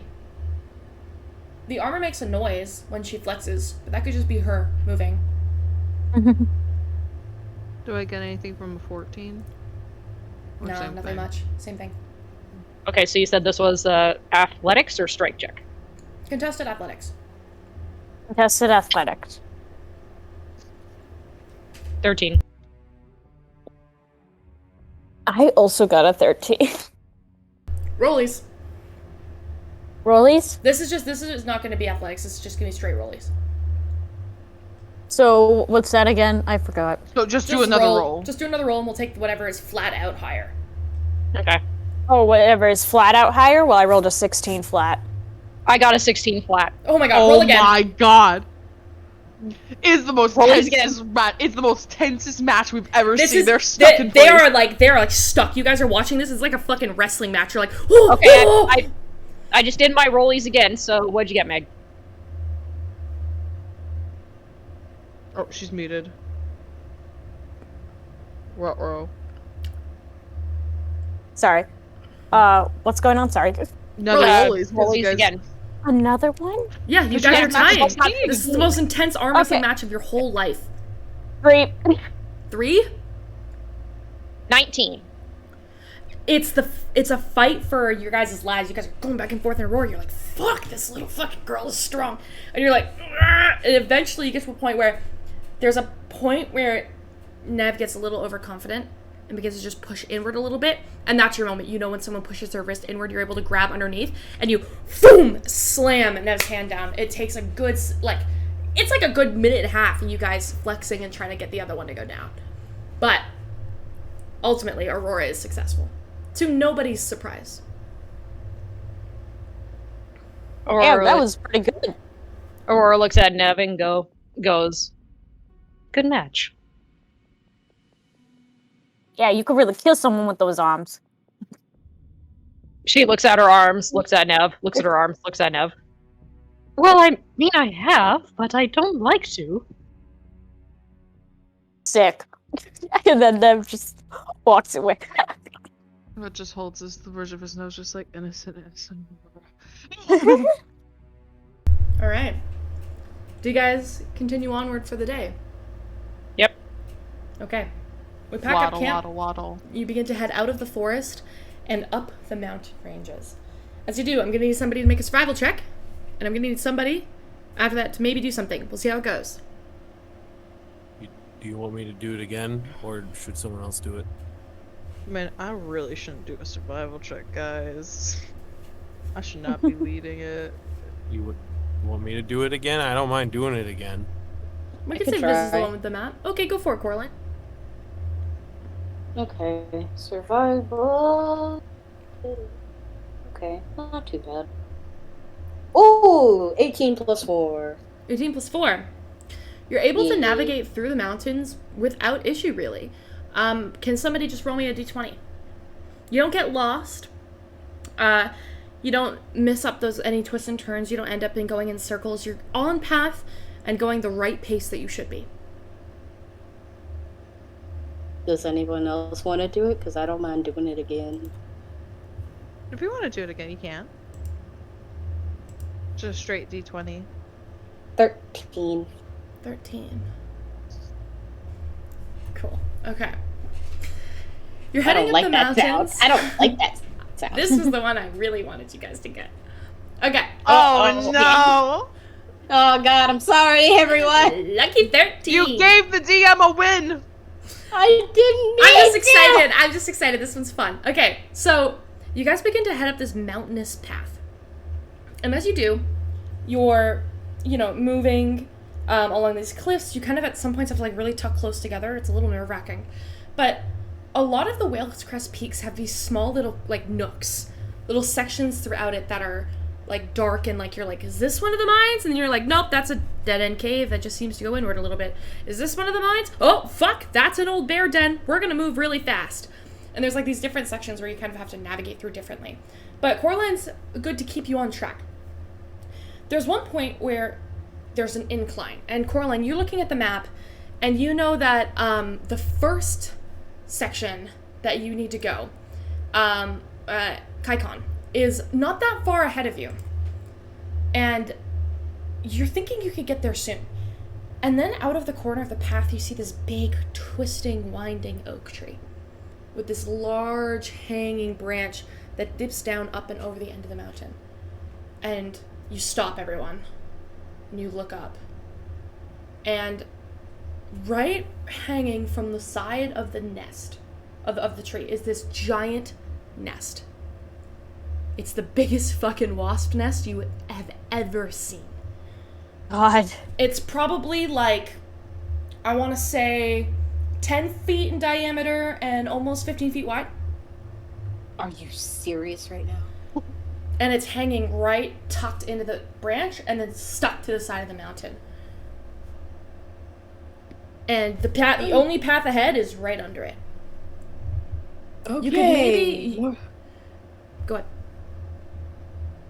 More physical trauma. Okay, let's continue. With your survival check, I'll say that you can make out you've got a couple options. The lower the survival check was, the worse this would have been for you, because you definitely don't want your only option to be run really fast.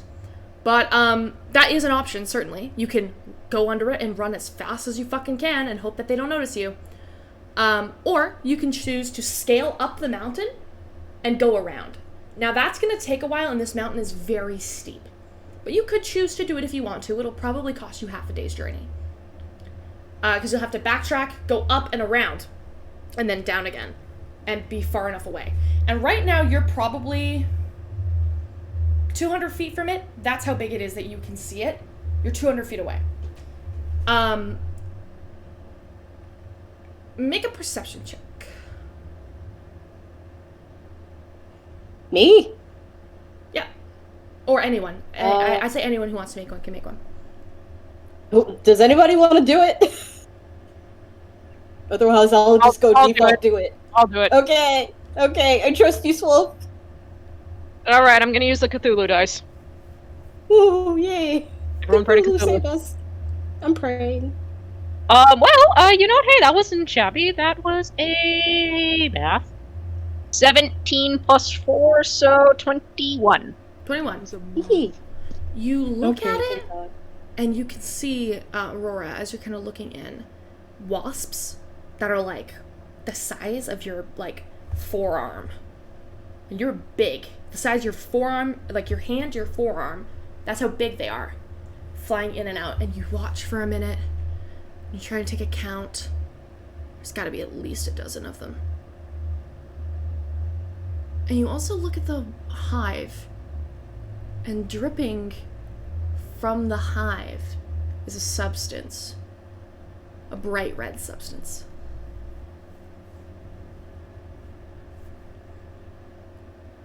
Okay. If you'd like, you can make a nature check.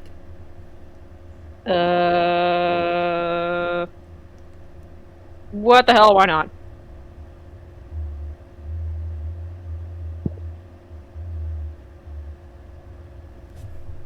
Nat 20. Natural 20. I'll take a picture if you want to see it. No, I'm good. You look at this substance dripping from the tree, from the hive, and you rack your brain being like, what the fuck is that? It looks like blood.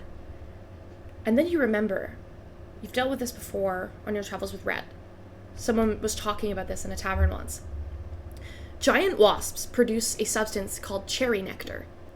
Not only is it delicious and can be bottled and sold, it can also be sold at a very, very high price at apothecaries, because cherry nectar is a very, very popular ingredient in healing potions.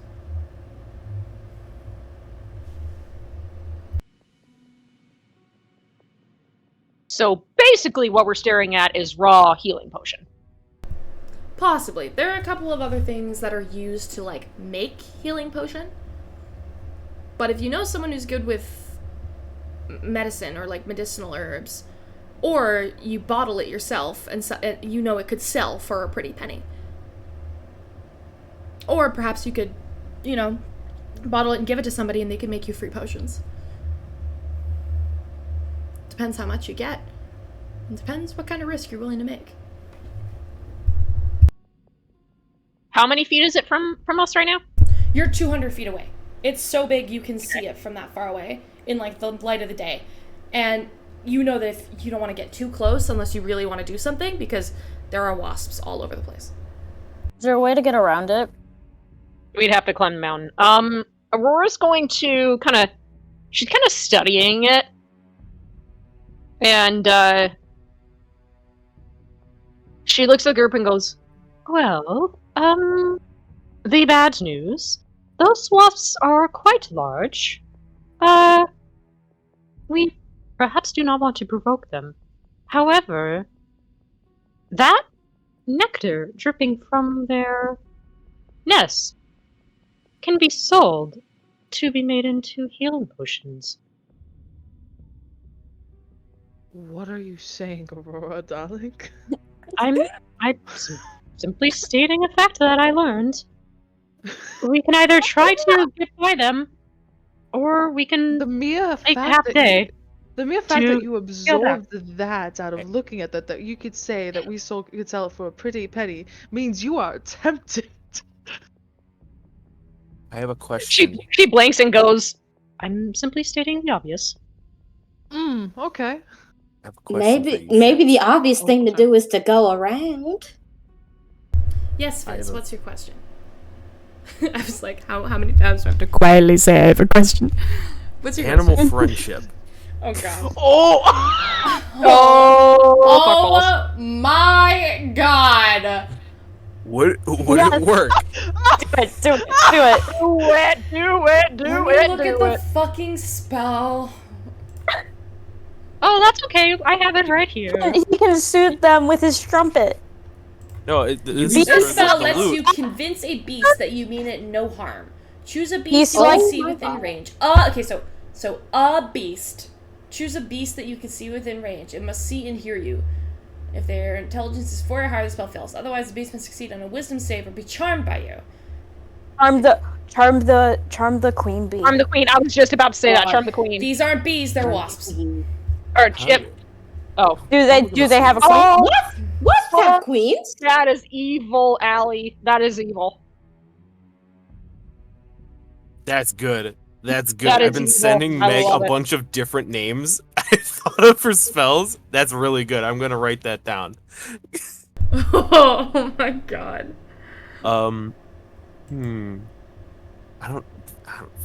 I don't know. Move This them. would- Yeah, you gotta soothe them with some smooth jazz. Bees love jazz. Also, Do you have sleep? Also, Shex.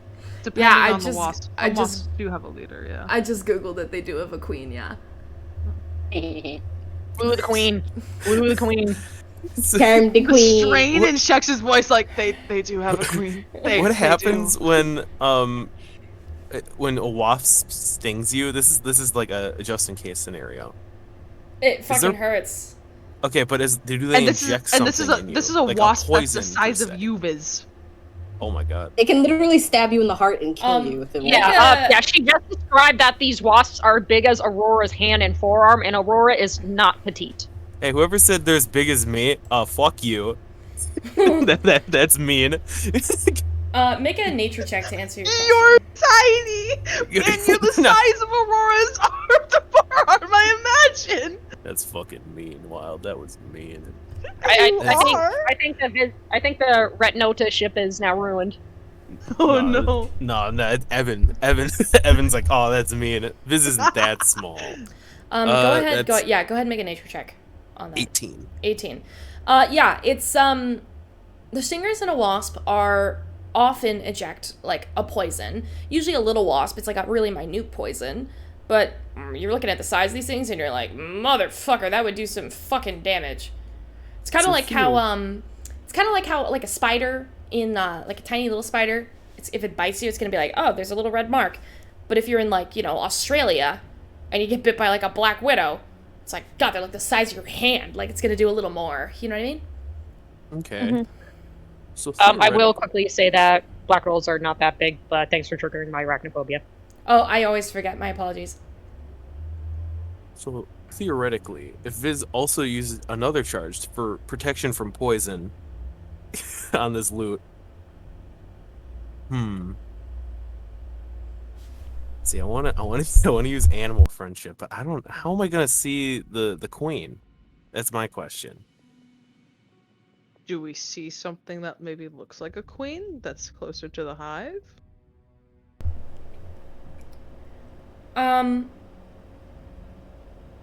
The queen will be inside the hive, like You kept never well away from know. everything else. You never know. May- These are Also, bigger typically ones. wasps don't make honey or anything like that. But Oh, I know. These are fancy wasps. They are fancy, so is the queen inside or not? Maybe the queen likes a breath of fresh air. It's stuffy in there. I don't know. You would have to. I'd say that somebody can make a nature check to see if they can determine how to tell the difference of a queen from a regular bee, a regular wasp. Nat 20. Oh my fucking god. Jesus Christ! Okay. Thanks for having my back, Meg. Thanks for having my back. Meg does not even ask if she can make the nature check. I literally just rolled it and I'm like, nat 20. Oh, that's a 25. Okay, yeah. Fucking So checks here. She's trying here. Oh okay, my god. so now you guys know how I feel. ooh, I can't wait for the big fight. Okay, there is definitely, you definitely would know that the queen is going to be the biggest one. Determining, the wasps are going like in and out, so determining which one the queen isn't, it's not just going to be like a, oh yeah, I fucking see it. It's going to be like a waiting game, more of, to see it come out. You know how long it's going to take, but eventually it's got to come out, right? Mm-hmm. How long are we willing to wait for this funny nectar? Darlings, are we absolutely batshit insane? We could also just try to run, or we double back. See, it'd be We cool. can also just, like, not, and just fucking keep going along our way. But that could provoke the wasps, and I do not think we want to We're be. going to, with us, this attacked. group, we're going to provoke it. Viz has We not. we probably should just go around. I don't want to get stabbed I again. agree. Going around would be the smartest. But you know, it would be No. funny to watch from afar if one of them want to go. Nev, Yeah. as they're talking, you see a really big wasp kind of fumble its way out of the nest. And you look at it, and all the other wasps are kind of like looking at it. Let's play that funky jazz. Okay, animal friendship. Okay, what's the range on fuck? animal friendship? What? What the fuck? Animal friendship, what's the range on animal friendship? 30 feet. 30 feet. You gotta get way closer. You gotta get your ass a whole lot closer there, dude. This is gonna 200 Start feet away. flying. Start This is flying. gonna spin his spurs and he's gonna act like he's flying up. Nev is gonna tail a little bit behind him, just in case if shit goes south. And there you go, guys. Free entertainment. Okay. Aurora takes a bag of popcorn out of her satchel and hands it to Rhett. Thank you. Where'd you get popcorn from? We keep it for comedic timing. Yes, I make it. I really feel like we should get out of Dodge before they come after us next. No, they're going up. They'll look up first. Let's just keep down low to the ground. Okay, Viz. How close do you get? Within 30 feet away of it. I don't want to get You begin to fly up. right up on this wasp and like right next to the wasp. You I begin want to to be fly. like 30 feet. You begin to, like, are you flying or are you walking? Oh, he did the spur thing, so he's like acting like he's flying using his spurs. Okay, cool.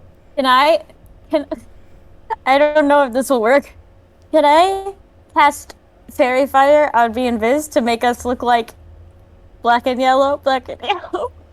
Oh my We God, match the colors God. of the bees so that we just look like bees. You look like bees, not wasps. Yeah, not the wasp. We look like wasps. Okay, so you What? fly up, covered in fairy fire. Yeah. That's flashing black and yellow. Okay, hold Yes. on a minute here. Oh, I don't know if that was a good idea. You get up to the nest. You're 30 feet away. Very, As you get closer, very quickly, may I just Say that- say that Cecilia is staying within 30 feet of them? you're What? going with them? Oh. I'm staying within 30 feet of So them. you're trying to be stealthy. Are you trying to be stealthy? Yes. Right? Oh, Or are you just trying to die? there's no way to hide up here. Never mind. I can't be You're- stealthy with this. You're in an open mountain face, so I'm gonna say you can make a stealth check with disadvantage.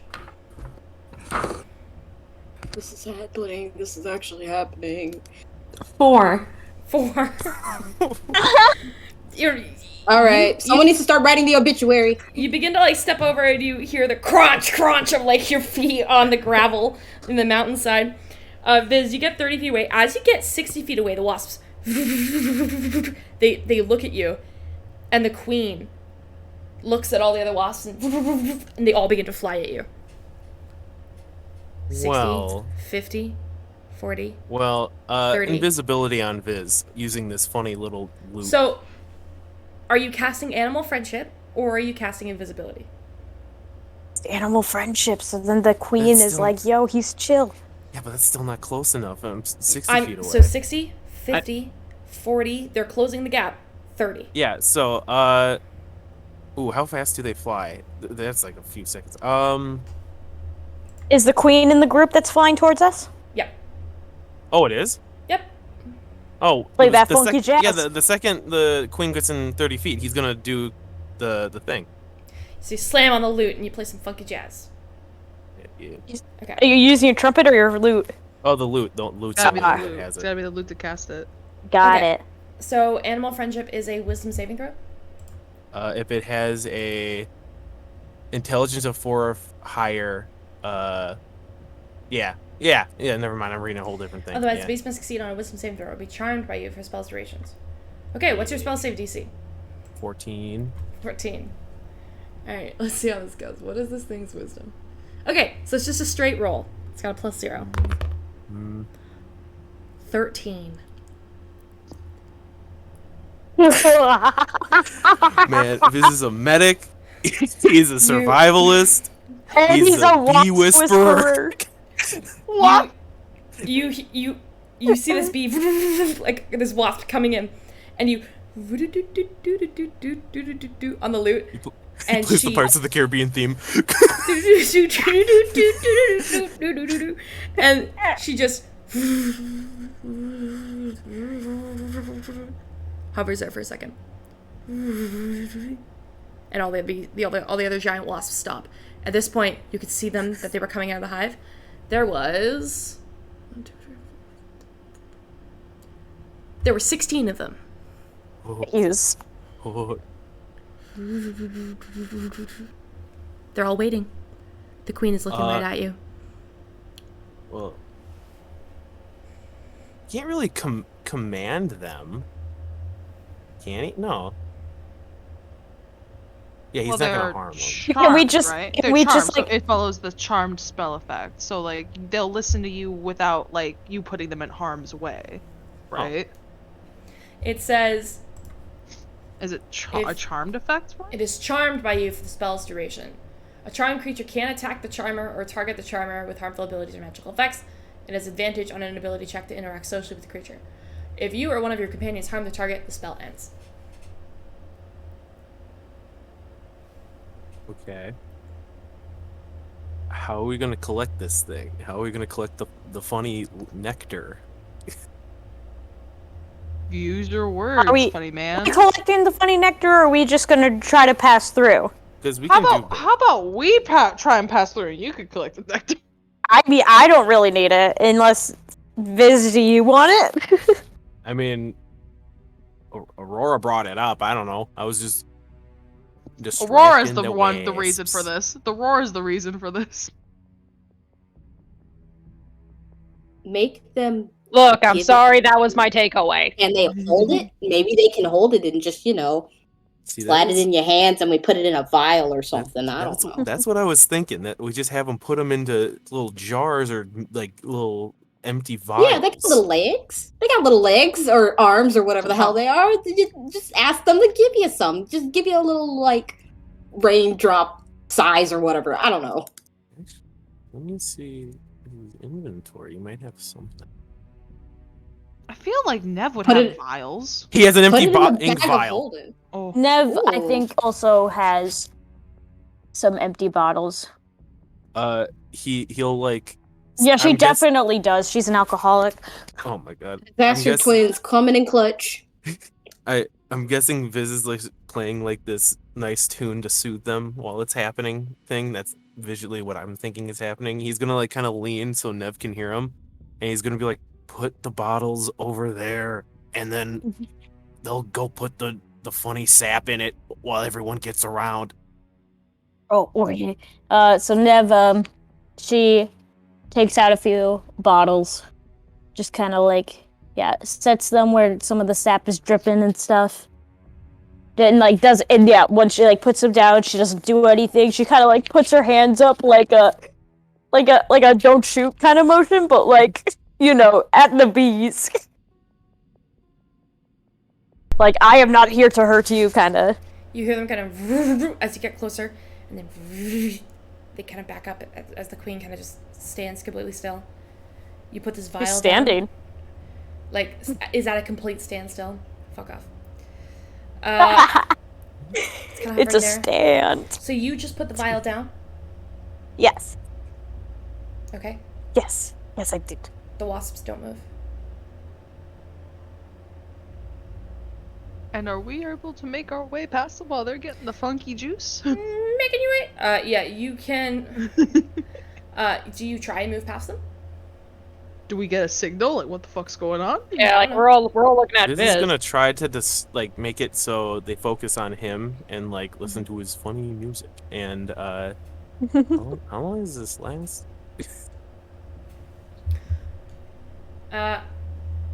24 hours. 24 hours. You're a wasp whisperer for 24 hours. Oh, Viz is gonna have him like just kind of like focus on him and his funny tune, letting everyone pass, and like he'd be like, "Hey, Queenie, baby, let him pass."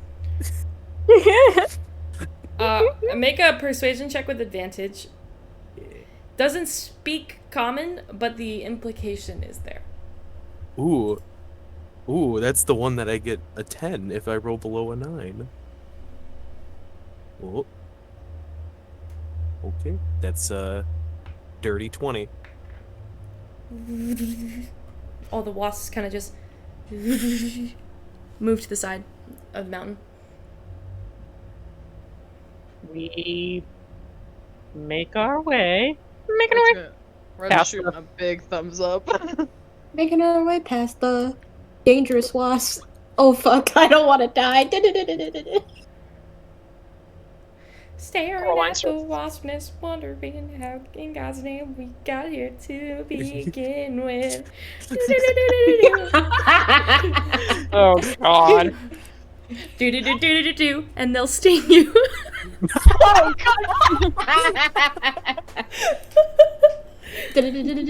And they'll hurt you.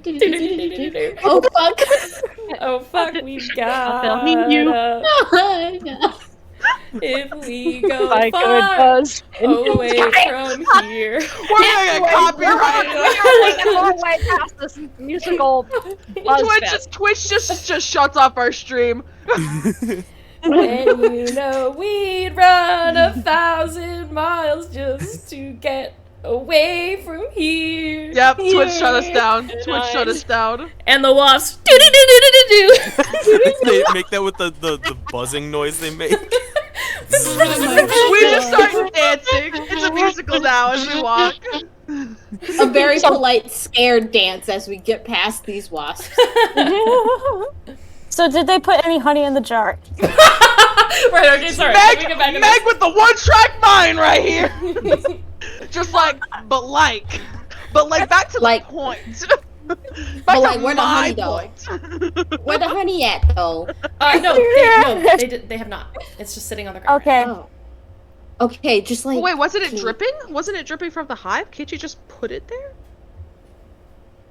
That's what we saw, right? We saw red liquid dripping out of the hive. Yeah, you can see it kind of pooling on the mountainside. Yeah, just fucking put a bottle underneath that. Fill it up. It's like a water stream. And y'all are flying. Just like make the wasp move farther away from you, and then just collect the shit. Mm-hmm. Is that what you're doing, Matt? I mean, yeah. Okay, so you put the bottle beneath the pool, so you're filling it up underneath the pool. Okay, you see the drip slowly starting to fill it. Are we talking like you got a mason jar here, or like what do you got? She's got alcoholic bottles. I have a wine bottle, alcoholic. basically. It's a wine bottle? You got the drink. That Yeah, shit's or not a wine. It's just gonna take a minute to fill. Ah! We got 24 hours! Not a wine bottle. Actually, We got 24 This is hours! an ink vial. We got a wine bottle. We got Yeah. 24 hours, John takes guys! the ink vial because he did. Guys, we got 24 hours. And a minute ago, you were mad at me for pointing out that, hey, this could get us some money, or we could use this to make health potions. Rat Now was. Make look him do a where little we're at. dance. Rat was. Make him do a little I'm dancey playing dance. my character, and then he's like, but like we could watch from afar if someone else Nev, wants to. You go over and you're putting a wine bottle under there? yeah. Okay, you put the wine bottle under there. As you put it on underneath, a little bit of it doop, doop, doop, doop, doop, drips onto your hand. This is like bright pink nectar on your hand. Mm-hmm.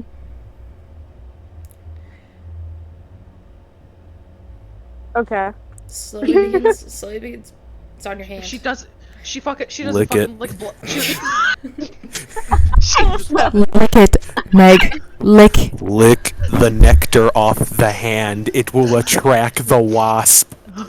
I'm not going to do that. It Okay. will Oh, so bring you lick the wasp blood to off your you. fucking hand, but you don't lick the fucking nectar. Yeah, because I was doing an Aiden.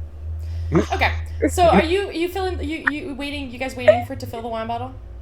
Yeah, I guess so. We're just like, huh? Didn't So think that'd chilling. work. It's like slowly dripping in. 10 minutes. 15 minutes. I mean, 20 darling, minutes. Aurora, darling, I think we're gonna have to save the popcorn for another time because that worked. I suppose you're right. Aurora's kind of continued on a little bit past the nest, because she's also looking down the path that they still need to go. Yeah. Down. You look down the path, and farther ahead, you can actually see an opening. It's probably about, it's in the distance a little bit, maybe like half a kilometer. But you can see it because it's on a downward slope. In the distance, there's like a bigger opening into the side of the mountain. And based on the location that you were headed, it's probably the location of the first abandoned site. Okay. I know it's probably like a ways away, but do I see anything in the opening or around the opening, or just do I get any vibes off of it? Make a perception check. Okay. Say after about 30 minutes, the wine bottle that's- does fill. That's going to Cool. be a 15 on the perception. 15? I'm adding weird bee juice to my inventory. Okay. It's boarded off. They're like big boards over it. Okay. Aurora's just going to kind of watch this and then just turn around and wait for the rest of the group. All right. What are y'all doing? Probably continue on. Yep. You tell me. Viz, you continue on? Yeah, whenever the bottle Continue. fills, he's gonna like, strum a little bit and like bow to the queen because royalty. She's royalty. Then he's gonna float down and like turn around, make sure they're still calm. And then he's gonna, when he gets a safe distance away, Mhm. then he's gonna be like, after everyone's like, a distance away, he's like, let's get the hell out of here. I think this is gonna last 24 hours. That was fucking amazing. Holy shit. I'm impressed and terrified of you. Aurora turns to Coraline. Popcorn? She grabs some while like staring in awe and just stuffs it in her mouth. Some of it falls out because she doesn't close her Yeah. mouth. She doesn't close her mouth. She's doing the llama to the nya, nya, nya, nya. Yeah, pretty much. Okay. So you guys continue onward? Mm-hmm. Yeah? All right. After a little while, you do get close to that first abandoned mine, and you see these big metal boards, like, nailed into the stone, like, sealed shut. Outside, you could see a big wooden, like, board that's been posted over it, and it reads, Cacon Mine, abandoned. Looking at the boards, do we see any sort of opening or any signs of something having pushed through or trying to push through? Make a investigation check.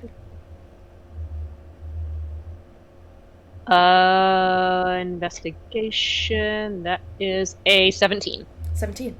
You look down and around and under. This is completely sealed shut. But what does pique your interest is the set of tracks. A set of 4 tracks, to be exact, that seem to have done the exact same thing you're doing right now, paced around the front of this entrance, and then continued onward. Looking at the tracks, can I tell if these are humanoid or if these belong to the monster? They look humanoid. Okay. Aurora, can Aurora guess that these tracks probably belong to the missing search party? Quite possibly. You know that there were 4 people who went out, part of the special investigations unit, who went out looking for the ranger group and the 2 kids. There are 4 tracks here, so that's a decent assumption you can make. Okay. Aurora's going to look at the tracks, look at the group, and go, I have a guess that we are probably following the same path as that missing party.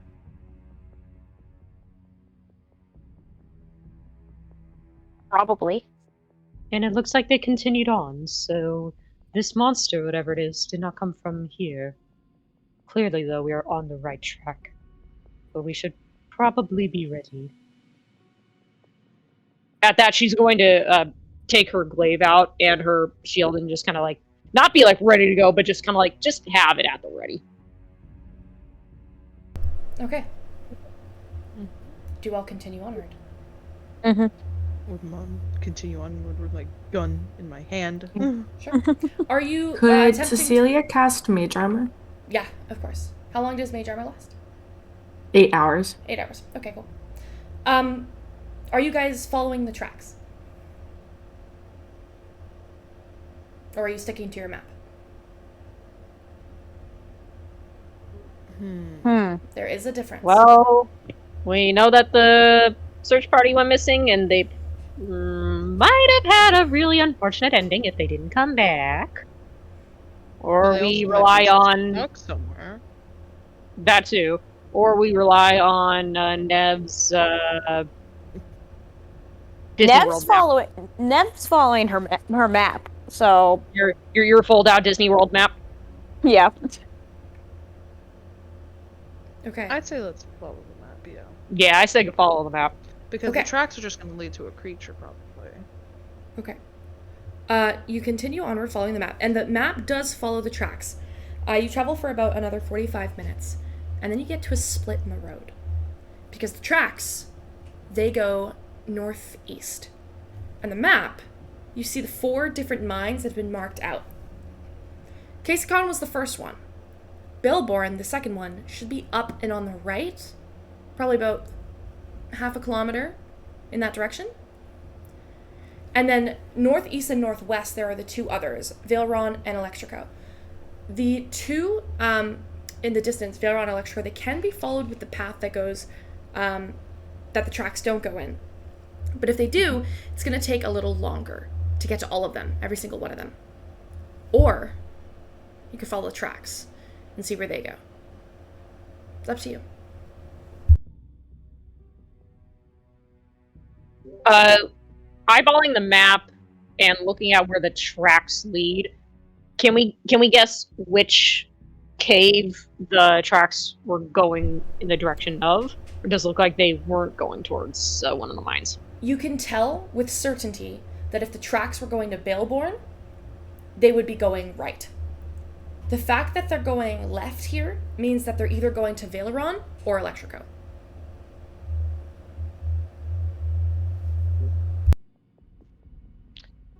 Well, do we want to follow the tracks or should we try the other route?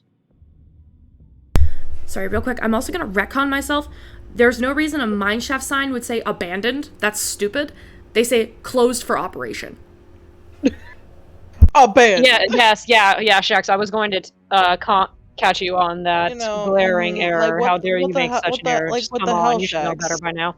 Shax, come on, man. Listen, Shame, all for shame. consistency. Anyway, what are you doing? Shax. Anyways, so Aurora looks at the group and kind of looks at Neb since she's the map person. I don't fucking know. Aurora shrugs, look at the others. You just said you were following your own map, weren't you? Well, the yeah, but now I'm question is- confused. Yeah, the question is, do we follow the tracks to one, or do we take the other path and see where that leads? So we can tell they're going to one of these two mine shafts. Right? Yep, yeah. Like the tracks lead to one mine shaft. The path less traveled goes to two others. Correct me if I'm wrong, Shex. Yeah, the one on the left has to be going to either Valeron or Electrico, and the one on the right could go to either Baleborn, Valeron, or Electrico. Well, Okay. I'd say we follow the tracks. God, I'm losing my Neb voice. I'm tired. That in mind, it might be better if we follow the tracks, yeah. We just have to be extra cautious. Yes. Tracks it is then. By the way, can we see what time of day it is? Like where the sun is? Yeah, We've been walking for quite a while. it's about Can't 4 be that o'clock. late. God damn it, not the 4 o'clock. Not 4 o'clock again. It's about 4 o'clock. That's Shex's way of saying, all right, we're gonna wrap the session, so it's gonna be 4 p.m. where you guys are. Well, you've been traveling through the forest, up the mountains, around this wasp nest. Took a while, like, Love dripping that. through. Love that to be Shex's signal of like, we need to wrap up the session. It's 4 o'clock. It's gonna be love 5 that o'clock Shex's somewhere soon. signal. It's about 4 o'clock. What are you doing? Well, it's 4 o'clock somewhere. We follow the tracks. The Okay. 4 o'clock track. Follow the yellow brick road. Okay, The 4 o'clock track. you begin to follow the tracks. As you do, you begin to We're trying to notice- be extra cautious. Okay. Is that you asking if you can make a stealth check? I would like, Group stealth check. personally. Group stealth check, okay. If I was to cast fog cloud on us, would that help? Look sus as fuck. It would be very Yeah, difficult to follow tracks in a fog cloud, I will say. Never mind. Never no. mind. Take it from someone who made that mistake once before. It's not gonna work. Mm-hmm.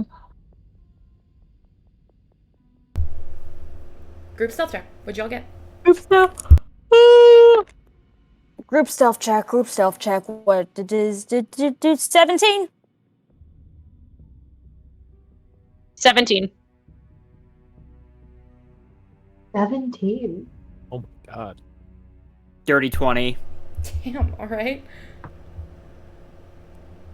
23. Oh my god. Don't do it, Wild. Don't do it. What? Oh wait, did you already say one? I forgot. No. What Oh. do you? What am We're I not We're doing a group stealth check, so everyone's got to roll their stealth. Don't do I it. know what we're doing the stealth, but why are you saying don't do it? What did The you roll? last one What did you roll on your besides stealth check, Wild? I rolled a 17 plus 6, so 23. All right, Holy shit. Coraline. don't do it. I wasn't the last one. Jula, please don't do it.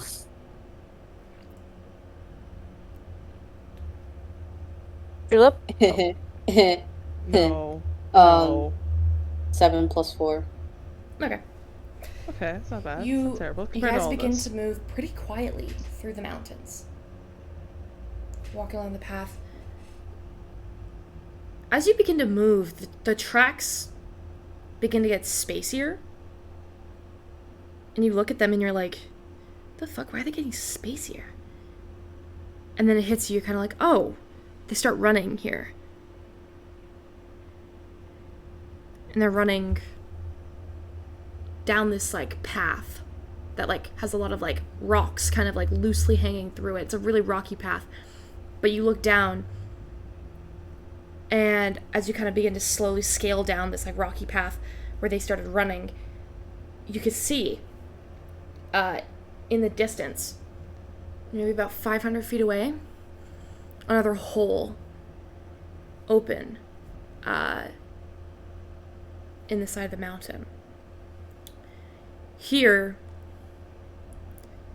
you could see these dark splotches on the gravel path outside it. And over the door, over this opening in the cave, there's these wooden bars that were once nailed to it that have been ripped and shredded, and there's fractals and pieces hanging through that create a massive opening in the middle of it.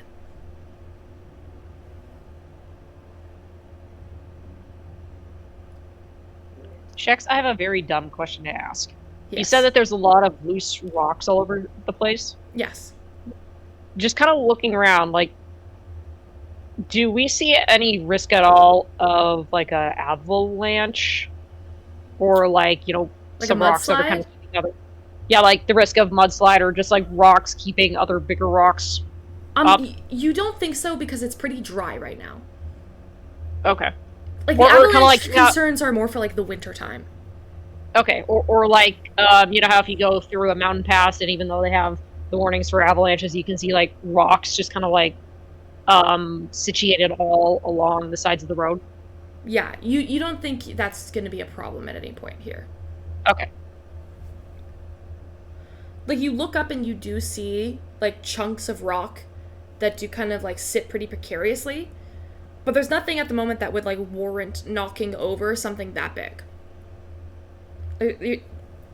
Earthquakes can happen, but you don't, it's chance.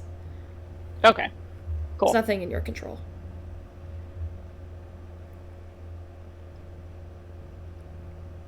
Nev starts walking towards the death hole. Carefully. Yeah, whoa, Carefully. Carefully, she's walking towards the death hole. Okay. You get closer. And as you get closer, you see outside this liquid on the ground is blood. And you could see it streaked in places. And you could see signs of a big fight. There's a sword lying on the ground. You see arrows cracked in places that are sitting loosely.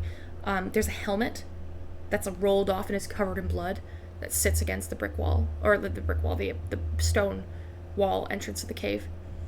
On the ground in pieces, you can see this fractal sign that, if you loosely look at it, spells Velo, Veluba. And you're oh, Valeron. This is the vine.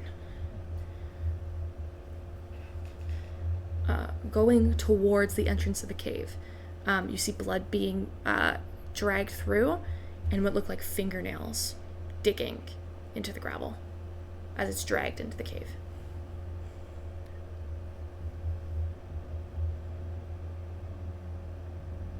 Ooh. I think we might have found our monster den. Yes. I believe you are right.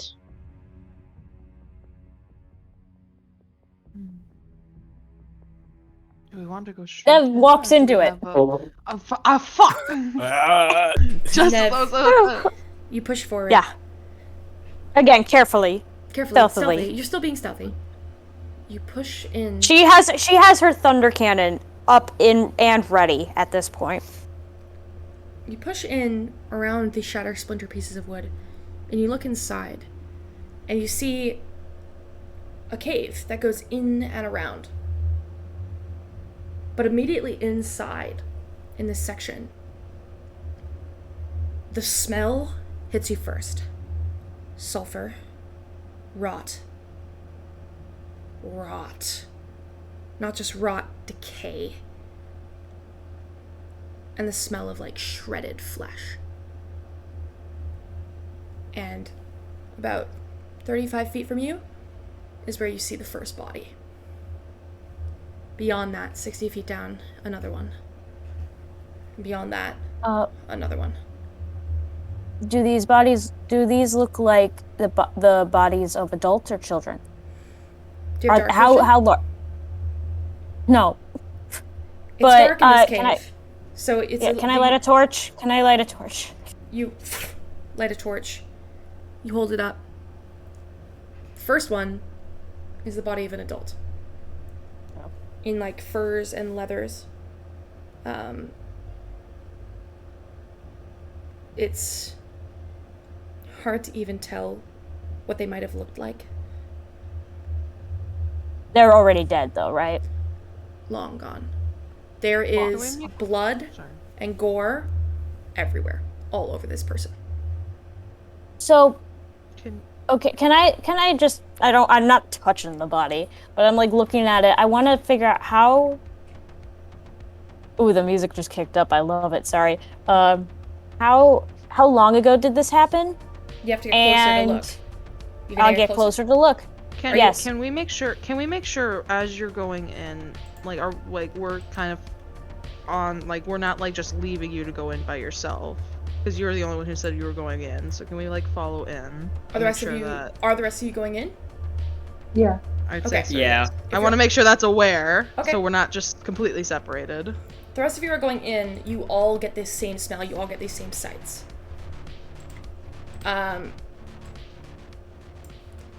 You look at the body, Nev.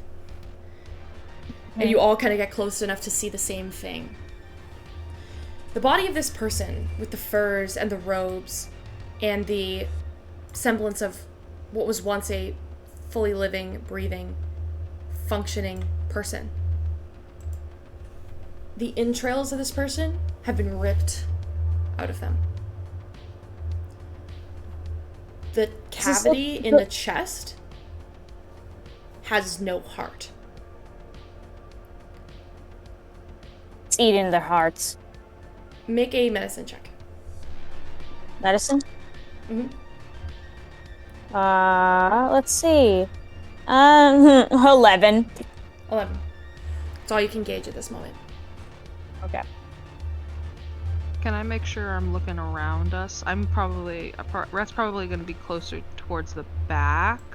Yeah, I think Rhett and Aurora would definitely be towards the back or at the back. Mm-hmm. Okay. I'm just making sure, like whatever we see in the front, or whatever we see, like from like inside the cave, like from where we are, is like nothing. We're seeing anything out of the ordinary, and also checking just our back, basically, like nothing coming up behind us.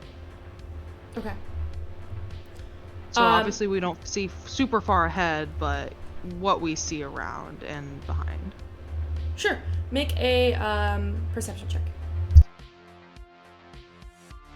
Yeah, and can I help her give the help action since I'm looking around as well? Yeah, sure. Man, Okay. I might need to want to help you. I don't. Do you want me to do it? I think you want me to do it? I think I like to help you. I don't think okay. a +1 is gonna, I have a +4 and I have proficiency, Yeah. so let's see what happens. Okay. All right, so I'm gonna take the first roll, which was a 17 +4, so that is 21. 21. At the moment, you don't see anything else in this space, except for the bodies on the ground. Okay, Aurora kind of looks around and goes, "At this moment, we are alone, but I do not know how long that will last." And Cecilia, you dancing like have them begin like moving ahead of them in the like mine shaft. They go Sure. up to 100.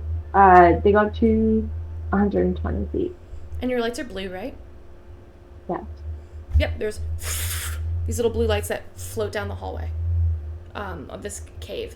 And as they light, you see 3 bodies. And you see a 4th body. And then you see a 5th body.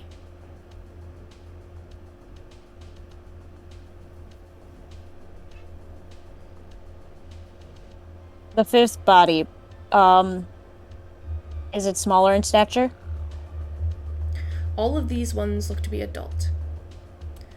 But Okay. Vizinev, the 5th one, looks very familiar. And you could tell that's different from the others.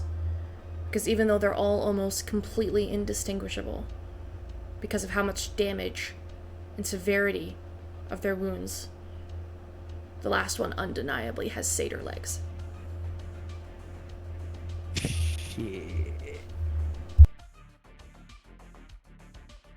Ev glances at Viz and to gauge his reaction. Biz is taken aback by it, and he's gonna like slowly get closer to Nev. How close is she to the last body? You're all getting. You could be as close as you want to be. Okay. He doesn't go ahead by himself. He like grabs onto Nev's arm and like kind of starts walking forward to check it out, but being very cautious. Nev's just also walking forward, but watching her step. Okay. Still has her thunder cannon at the ready. The rest of us like follow. Sorry, it's really hard to hear you, Allie. What do you say? The rest. I'm usually gonna follow like Whoa. for like 15 feet You're behind very them. muted. You sound like you're underwater. Yeah, you sound like you're underwater. Did you move your mic or something? No, I'm fine.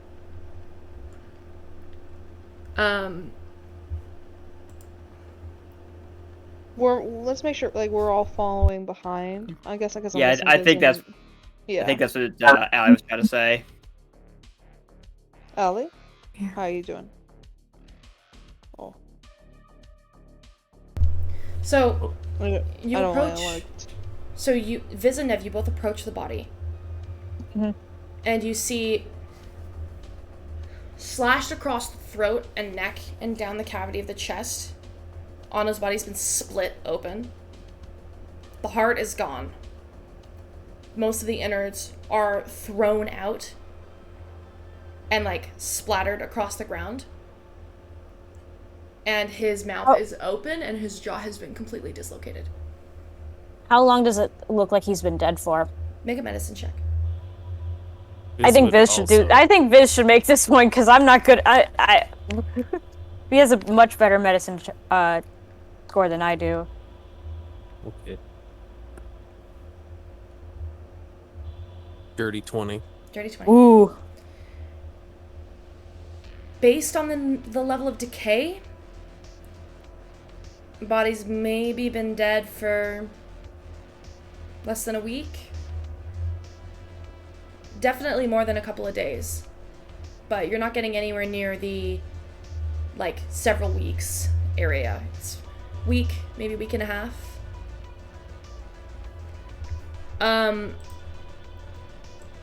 Viz, with a 20 on your medicine. Oh. You look at Anno, and you're kind of, like, racked with, like, shock. And you, like, look at the hand, and you realize something really weird. There's lots of blood outside the body. But you look at it, and you're like, there's no blood inside of him. It's gone. And you look at the other one just to be sure. And all of them have been completely drained of blood.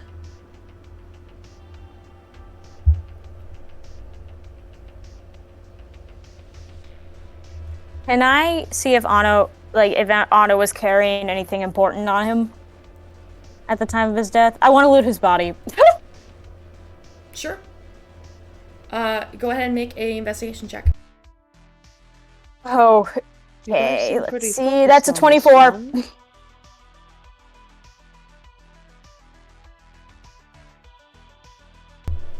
You find inside the body, there is in fact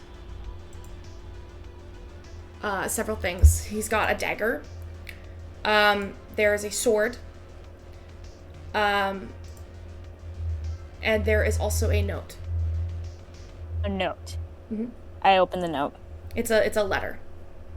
On the outside of it, it has your brother's name on it. I read it. It's addressed. The letter is sealed and addressed to Viz. Hand it to Viz. Okay, then Viz has held on to Nev's arm this whole time. And then when she hands it to him, he looks at it. He's like, he lets go briefly, and then like just staring at his body will open the letter. And then once it's fully open, he'll like then actually look at the letter.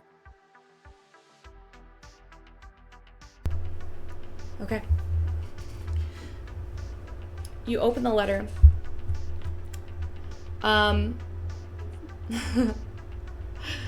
Give me a minute to find the letter. I know I wrote it. In the meantime, Rhett would probably be like, you guys seem to be focusing on this one a lot. Do you know them?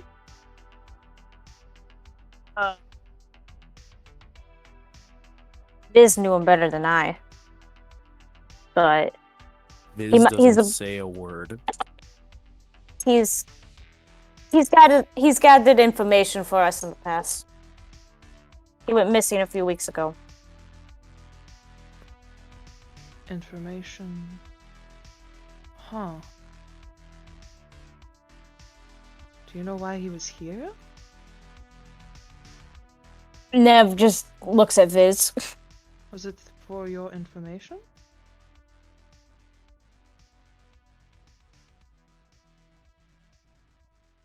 Viz stays silent.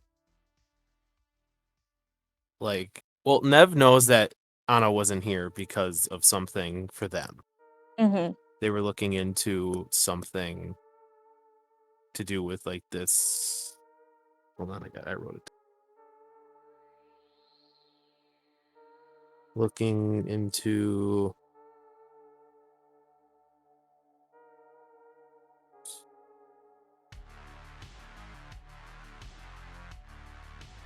something big, something that could, it's like some weird substance that was around this area.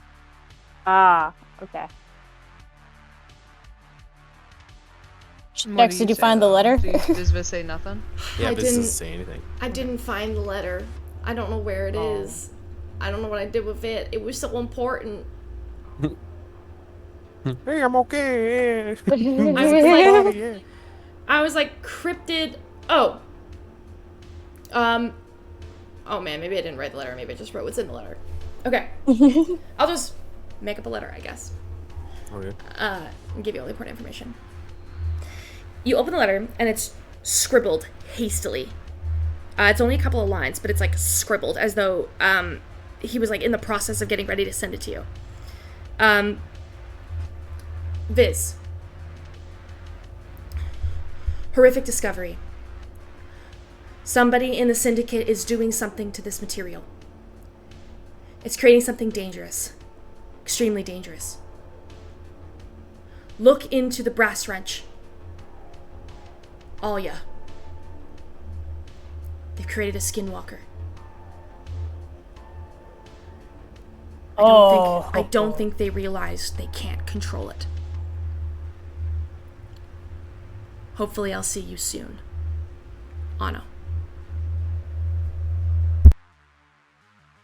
Oh. Does Viz read that out loud? Yeah, No, does Viz read he that does out loud? not. Nah.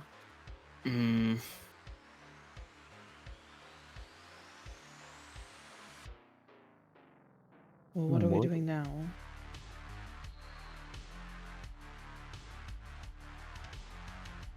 Viz is going to, like, the cave goes deeper, right? At the moment, on the ground, there are 5 bodies. Down the hallway. Deep down the cave. You hear, "Help! Help!" Oh, God. Don't rush. Cecilia's Do we gonna he- do I- send the do we lights see further anything? forward. I was just saying, Cecilia sends her dazzling, or what are they called? Dancing Her lights. dancing lights. You like, shoot further you down the shoot- hall. You shoot the dancing lights further down the hall, and you see them. The cave turns at different angles, so you can't see into like a clearing. You just have to follow the path. Do Help! not rush. Help!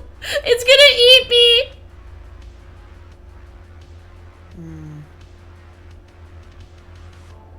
It mimics. We need to be careful. It's gonna eat me! I want my mommy!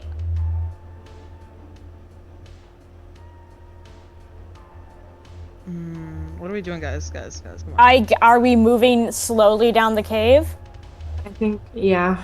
I think we're being stealthy. You're being stealthy? We're Trying being to be as stealthy. quiet Yeah. as possible. you hear the sounds of screaming.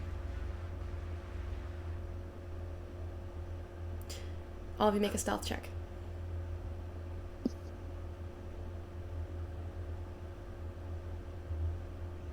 Uh, 19 plus 4, so 23. Okay.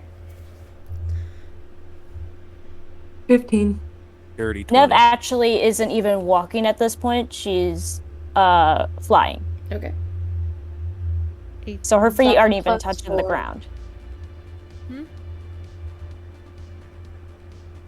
What did you 7 get? plus 4, so I got 11. 11? 25 for Mirabelle. 25? I think that's everyone, right? Mm-hmm. Okay. You're gonna move. The screaming gets louder. It's eating me! Wait. Sorry, what were we doing? It's a stealth check, sorry. It's fine. Roll your stealth check now. Oh! I just have a question. Mhm. We're hearing the voice, but do we hear any, like, violence Yeah. or growling? Yeah, do we hear violence? That's a good. Make a perception check.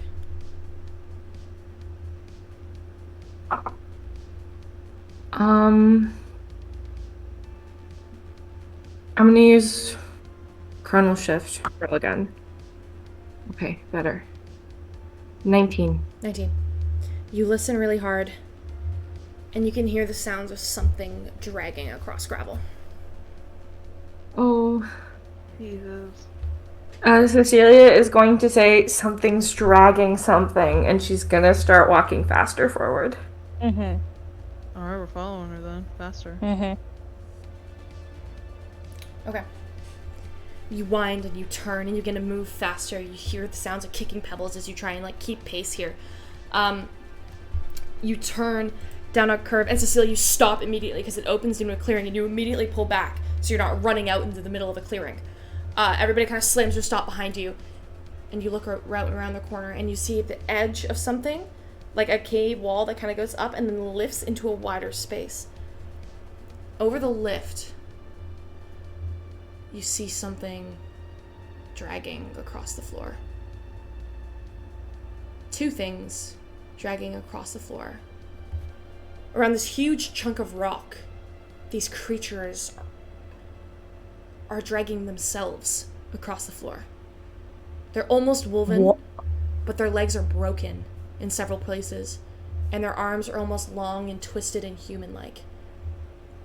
And as they turn their heads, and this little bit of light from crystals inside of this cave light their face, there's blood coating it, and they begin to drag themselves across the gravel towards this pool.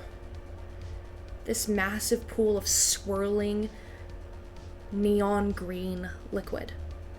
And they take these spindly hands, they reach down with them, and they cup this neon green liquid and begin to siphon it into their own mouths. And as they do, their jaws split and they screech. And it's long and drawn out, like they're suffering. Their bodies convulse, and from the top of their head, horns are beginning to sprout. Their legs still broken in several places as they claw at their own faces. And you realize you're watching the process of a Wendigo be born. That's where we're gonna end tonight's session. Yeah. Oh. Thanks for watching, guys! What the fuck? Thanks so much for sticking around. See you guys next week. Bye!